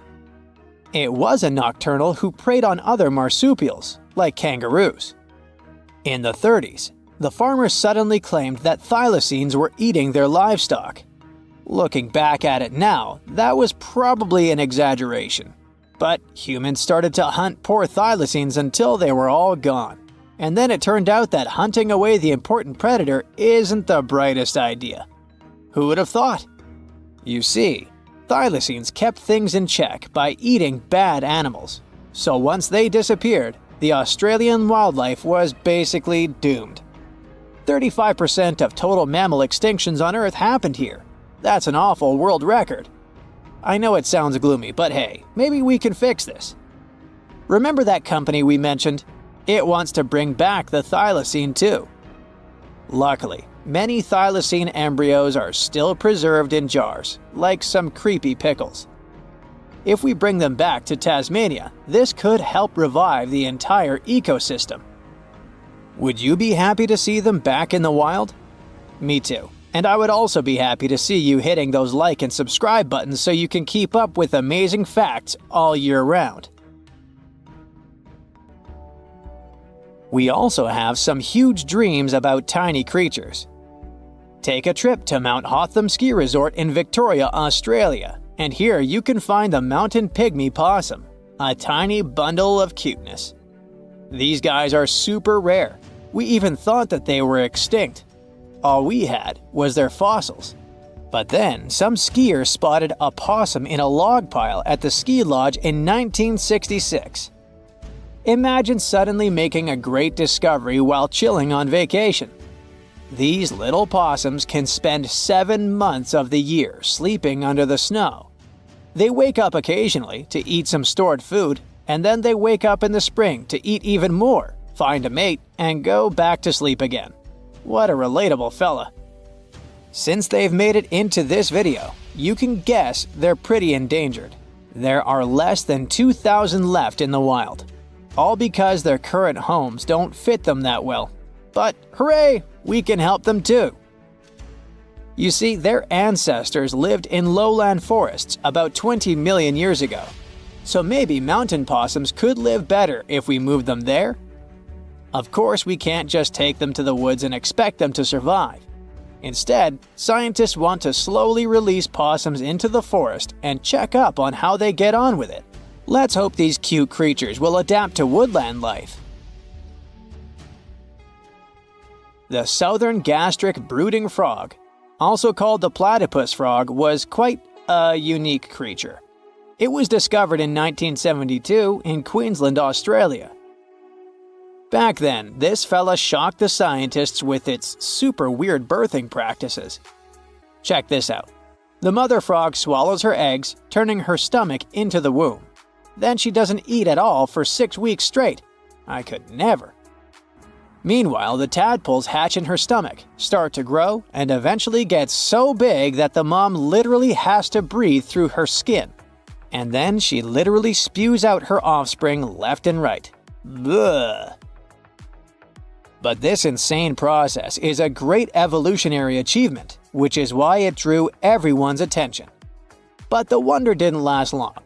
By the mid-80s, all known species of these frogs vanished from their natural habitats. Why? We have no idea. There are many theories, but almost no evidence to back them up. In any case, over the years, these guys officially became extinct. But it all changed in 2013. Scientists started a groundbreaking project named the Lazarus Project. Now they want to resurrect these frogs to learn cool cloning techniques from them. Are you guys ready to copy their genetic preservation method? Yeah, me neither. But let's dive deeper. Literally go in the water. Meet the coelacanth. This creature lived in the oceans back when the dinosaurs roamed our planet, and didn't even notice the asteroids. These guys are the Methuselahs of the sea. They can live up to 100 years, and they don't even start thinking about leaving offspring until they're around 55. At least they've got plenty of time to live for themselves. We actually thought this creature had gone extinct about 65 million years ago. But then, the first Latimeria specimen was discovered off the coast of South Africa in 1938. Now they're known as living fossils. And these fish are enormous. They weigh around 200 pounds. They're also super stylish, with those lobe-fished paddles that make them look like disco balls. Oh, and they're great aerialists. Thanks to those versatile fins, they can even do headstands and swim belly up. The coelacanth is also a bit of a homebody. It's not very energetic and likes to live in underwater caves during the day, only coming out at night to snack on smaller fish and squid. Another animal who's literally me. Now we're trying our best to preserve this species, and I won't be surprised if it outlives us all. And finally, let's talk about the largest and most awkwardly looking flightless bird from New Zealand, the South Island takahe. The tale of the takahe started way back in the Middle Ages. Humans accidentally hunted them all away, and by the late 19th century, it seemed there were none of them left. But then, they were rediscovered in New Zealand in 1948. Poor guys did all they could to hide from us in the mountains, but we still got them. But it's different now. Since then, we've been trying our best to save them from extinction. There's a takahe recovery program going on, and it shows great results. They managed to greatly boost the number of birds in the wild. As of 2023, the takahe population has grown to around 500 birds. They're now considered nationally vulnerable, not nationally critical. It's a little progress, but progress nonetheless. Let's keep it up. The problem with that asteroid that destroyed dinosaurs was not that it fell, but where it fell. This colossal space rock found the worst place where it could land. Also, the angle at which it hit the ground was the most unfortunate. If it had fallen vertically, there would have been less destruction. but it fell at such an angle that it threw a huge amount of dust into the air. After the disaster occurred, tons of soot started burning. 65 million years ago, only 13% of Earth's surface contained the right amount of sulfur and oil needed to form a colossal amount of soot. If the asteroid had fallen on the other 87% of the territory, dinosaurs could still be living today, but it hit the worst place and lifted 1 million tons of burning material into the sky. A cloud of incandescent particles covered the sky and set off on a journey across the mainland. Then, these particles settled on the ground and caused large-scale fires. Trees were burning and sending more soot into the sky. But the asteroid collided not only with rocks, it fell on the coast in a place where the seabed was filled with sulfate. As a result of the collision, it started burning, which caused the release of sulfuric acid into the atmosphere. The air became poisoned. It seems the dinosaurs didn't stand a chance. And now, let's imagine the asteroid falling in another place, somewhere in the middle of the ocean. Huge waves flooded part of the land, but almost all kinds of dinosaurs survived. Or even better, the rock could have fallen somewhere in the desert and left behind a giant crater. That's all. Yes, several dinosaurs passing by wouldn't have survived the collision, but the situation wouldn't have been so critical in general. So, giant lizards remain dominant on our planet. They don't allow other animals to develop since Tyrannosaurus and other ferocious reptiles hunt mammoths and other ancient creatures. The population of mammals is decreasing. Velociraptors are fighting for territories with saber-toothed tigers and giant bears. A struggle for survival between dinosaurs and other animals begins. Then, the Ice Age comes, and some reptiles don't survive. Then, new players enter the field. Those are humans' early ancestors. Living side by side with dinosaurs is difficult. Lizards attack settlements and caves, so people have to build high walls for protection. By the way, the Tyrannosaurus poses less danger to people than you might have thought. According to the latest research, many creatures were able to run away from this monster. Yes, you probably saw how easily they caught up with cars in the movies, but it wouldn't be as scary in reality. Paleontologists and biologists have analyzed the strength of dinos' bones and found out that the creature couldn't reach high speeds. The maximum it was capable of was running twice as slow as a field athlete. Thousands of years have passed. People have learned to live with dinosaurs. They've even managed to tame some lizards. They've domesticated herbivorous dinosaurs to develop agriculture. Triceratopses and bulls now plow fields together. Imagine farms swarming with diplodocuses or brachiosauruses. People climb their long necks and pick fruit from high trees. Stegosauruses protect pastures from wolves and velociraptors. Dinosaurs with shells, such as ankylosauruses, help people cross deserts. They, along with camels and donkeys, carry heavy loads. People share the planet with ancient lizards and live in harmony. The situation in the seas and oceans is much worse. Sea reptiles attack wooden ships and catch all the fish. Imagine that you're sailing to another continent with tons of grain, fabrics, fur, and other goods. And then a giant mosasaur appears on the horizon. It's one of the most powerful sea lizards.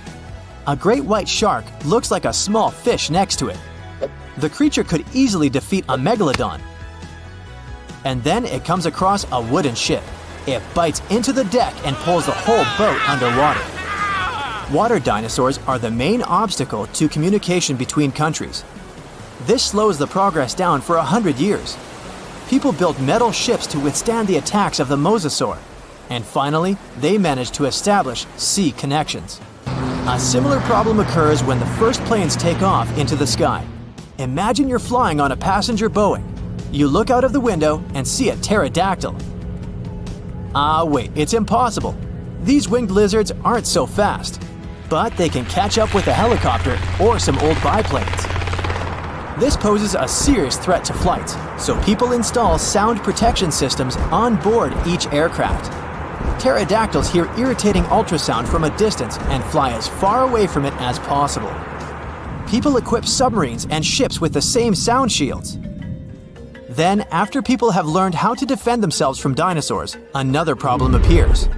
Lizards are the kings of wildlife, so they displace all other animal species. Dinosaurs run across African savannas, and lizards with fur live in cold winter forests. Lions, wolves, and bears are not the rulers of the wild. Rhinos fight with Parasaurolophuses. Stegosauruses attack hippos and take away their territories. Venomous dinosaurs live in jungles. Lizards that can climb trees scare monkeys. Imagine a reptilian ape jumping from one branch to another. To save regular animals from extinction, people have to control the population of predatory reptiles. Huge parks and nature reserves appear in all countries. People transport dinosaurs there and separate them from other wildlife. Dinosaurs seem to be completely under control. When the danger caused by giant reptiles passes, people begin to breed smaller, harmless lizards. Someone buys a chameleon, and someone keeps a Microceratus at home. There are dinosaur exhibitions. People take these creatures for a walk as if they were dogs. Some people take selfies with reptiles, go shopping, and sit in cafes with small lizards. Dinosaurs aren't formidable now. They're kinda cute. People ride horses, camels, Parasaurolophuses, and Pachycephalosauruses. Of course, many have tried to tame velociraptors, but failed. Those are dangerous reptiles and they don't know how to obey.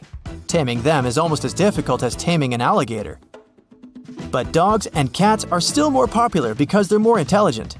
The brain of a dinosaur is almost the same as that of a chicken. But who knows, if they had lived to this day, perhaps they would have evolved into smarter creatures. Just imagine if dinos were intelligent. In this case, people would have a big problem. Some scientists think that even if a meteorite hadn't destroyed the dinosaurs, they wouldn't have survived to this day. They needed to carry their own colossal weight at all times. It was an enormous load on their bones and joints. Most dinosaurs wouldn't have been able to survive the Ice Age with such characteristics, but smaller lizards might have succeeded. Fast and agile dinosaurs, such as velociraptors and Pachycephalosauruses, would have survived, but in what form? Could dinosaurs have already evolved into something else? Look at the good old chicken. Many scientists believe it's a direct descendant of the formidable Tyrannosaurus. Somewhere deep inside the bird's DNA, there are genes that the dinosaur had. Yep, it's hard to believe, but look at the chicken's body structure and how it walks. Remove the plumage, cover the creature with scales, and give it toothy jaws instead of a beak. And now, you have a mini T-Rex in the coop. And by the way, not only chickens might be the relatives of giant lizards, many birds are dinosaurs' living descendants. Surprisingly, alligators, snakes, crocodiles, and monitor lizards are not as close to ancient reptiles as pelicans, storks, and other flying creatures. Over millions of years of evolution, the paws of dinosaurs turned into wings, and toothy elongated jaws ended up as beaks. The genetics of birds is the key to understanding dinosaurs. Pelicans are similar to pterodactyls, ostriches to velociraptors. Perhaps many other animals also share some genes with ancient lizards. If the meteorite hadn't fallen, all dinosaurs would have evolved into completely different, unusual creatures. Scientists want to carefully study the DNA of birds and try to reverse evolution with the help of genetic engineering. They hope to breed dinosaurs out of eggs one day. But to do this, they need to find a specific genome that hasn't changed over tens of millions of years. It hides in the DNA. And it's not so easy to find it and extract it. Do you think we will see powerful reptiles by 2050? Hey, it's possible that Jurassic World is not just a fantasy. Dinosaurs could really be walking, swimming, or flying around somewhere out there, but not on Earth. Some scientists think there may be planets far, far away from our solar system where slightly different versions of T-Rex and other dinosaurs live. They got the idea based on the fact that our planet used to have about 30% higher oxygen levels than today. That's why complex and intelligent life forms like dinosaurs could develop in the first place. They also want to explore basic building blocks that are the reason why we have life on Earth. These building blocks are something we know as amino acids. They make proteins, sugars, and genetic material, RNA and DNA. They're consistent and mainly exist in one shape or orientation. There are two ways they can be oriented, right and left. That means they mirror each other, just like our hands. It's something we call chirality. For life to exist, proteins must have one form, which means they can be oriented right or left. On our home planet, almost all living things, from the smallest bugs to whales and elephants, have amino acids with a left-handed orientation. We're not exactly sure why things are set that way, but there's a theory that's because of meteorites that crash-landed on Earth 4 billion years ago. They brought specific kinds of amino acids and some other organic materials to our planet, and somehow set the pattern we have today.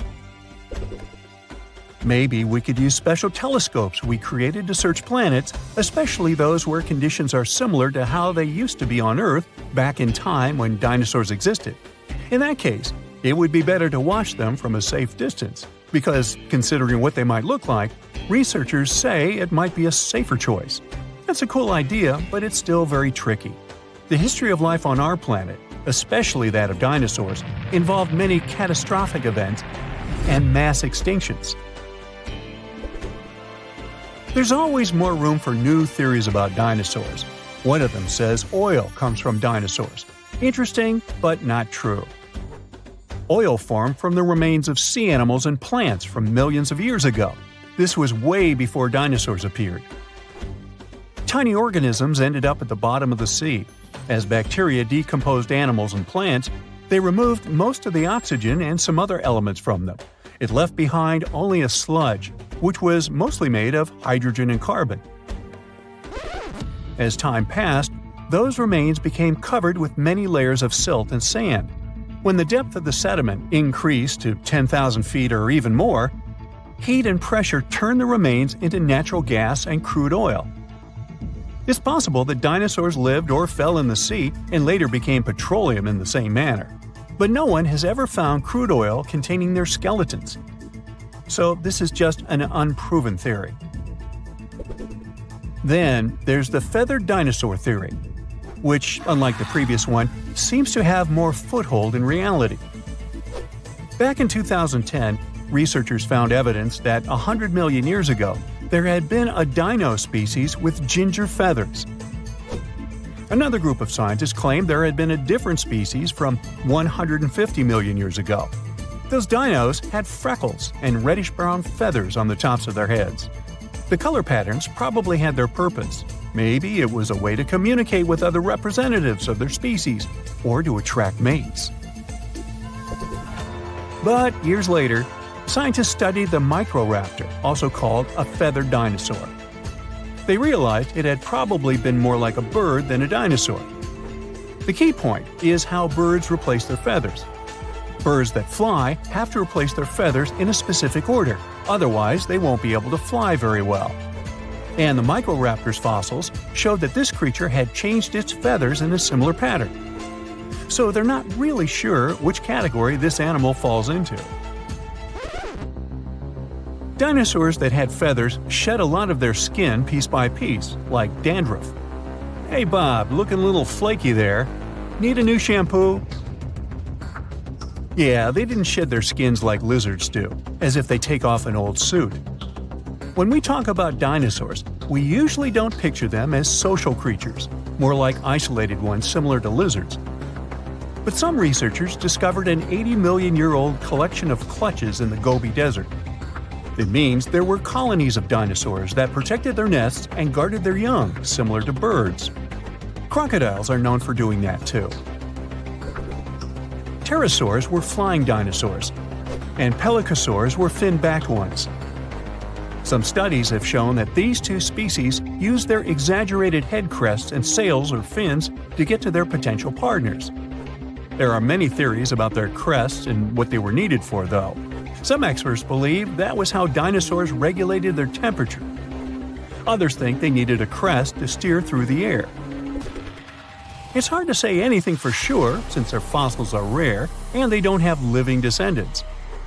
But the most likely option is that the crest had the same purpose as a peacock's tail and was used for selecting mates. The bigger the crest, the more chances a pterosaur had to get a partner. You know theropods, those scary meat-eating predators that are shown in most dinosaur movies? Well, they might have enjoyed eating plants way more than tearing flesh. Not all of them, but it's possible that many of them weren't as fierce as we might think. Those big scary ones, like T-Rex, could be exceptions rather than the rule. The thing is, movies show these creatures to be way faster than they probably were in reality. They could probably run just a little bit more quickly than the average human runner. Scientists study the diet of coelurosaurs. Those seem to be the closest relative to birds. It was hard to figure it out because some of the dinos from this group had peg-like teeth, or in some cases, no teeth at all. To understand what they ate, researchers had to look for direct evidence and check if there was anything in their stomachs. And after they discovered certain things, including a beak with no teeth, they realized these fellas had followed a vegetarian diet most of the time. Even some famous ones, such as velociraptors, could be just innocent plant eaters and not terrifying beasts from Jurassic Park and our childhood nightmares. Over 10 years ago, scientists found fossils of a small dinosaur. It was a creature as big as a parrot with long legs. It came from a family with some of the most famous predators we know about, such as T-Rex and Velociraptor. Most dinosaurs that lived on land had 5 fingers, but later some of them ended up with fewer fingers. This new one they discovered was special because instead of having 3 fingers, which was more common for its family, it had just 1 finger with a sharp curved nail at the end of each front limb. This creature probably used this 1 finger to dig into insects' nests to feast. Even though we know all about the asteroid that wiped out dinosaurs, some have other theories. One paleontologist even had an idea that dinosaurs had possibly reached their end because they had been eating one another. This especially worked for ancestors of fierce, scary predators such as the Tyrannosaurus rex. It's possible they ate so many eggs of other dinosaurs that many species just went extinct. Once they started eating the eggs of very big dinos that we know as sauropods, it's possible they started getting bigger too. And no dinosaur mother could stop them from eating her eggs because she couldn't be around all the time. There were other big predatory animals that ate eggs, even early mammals. But in any case, later research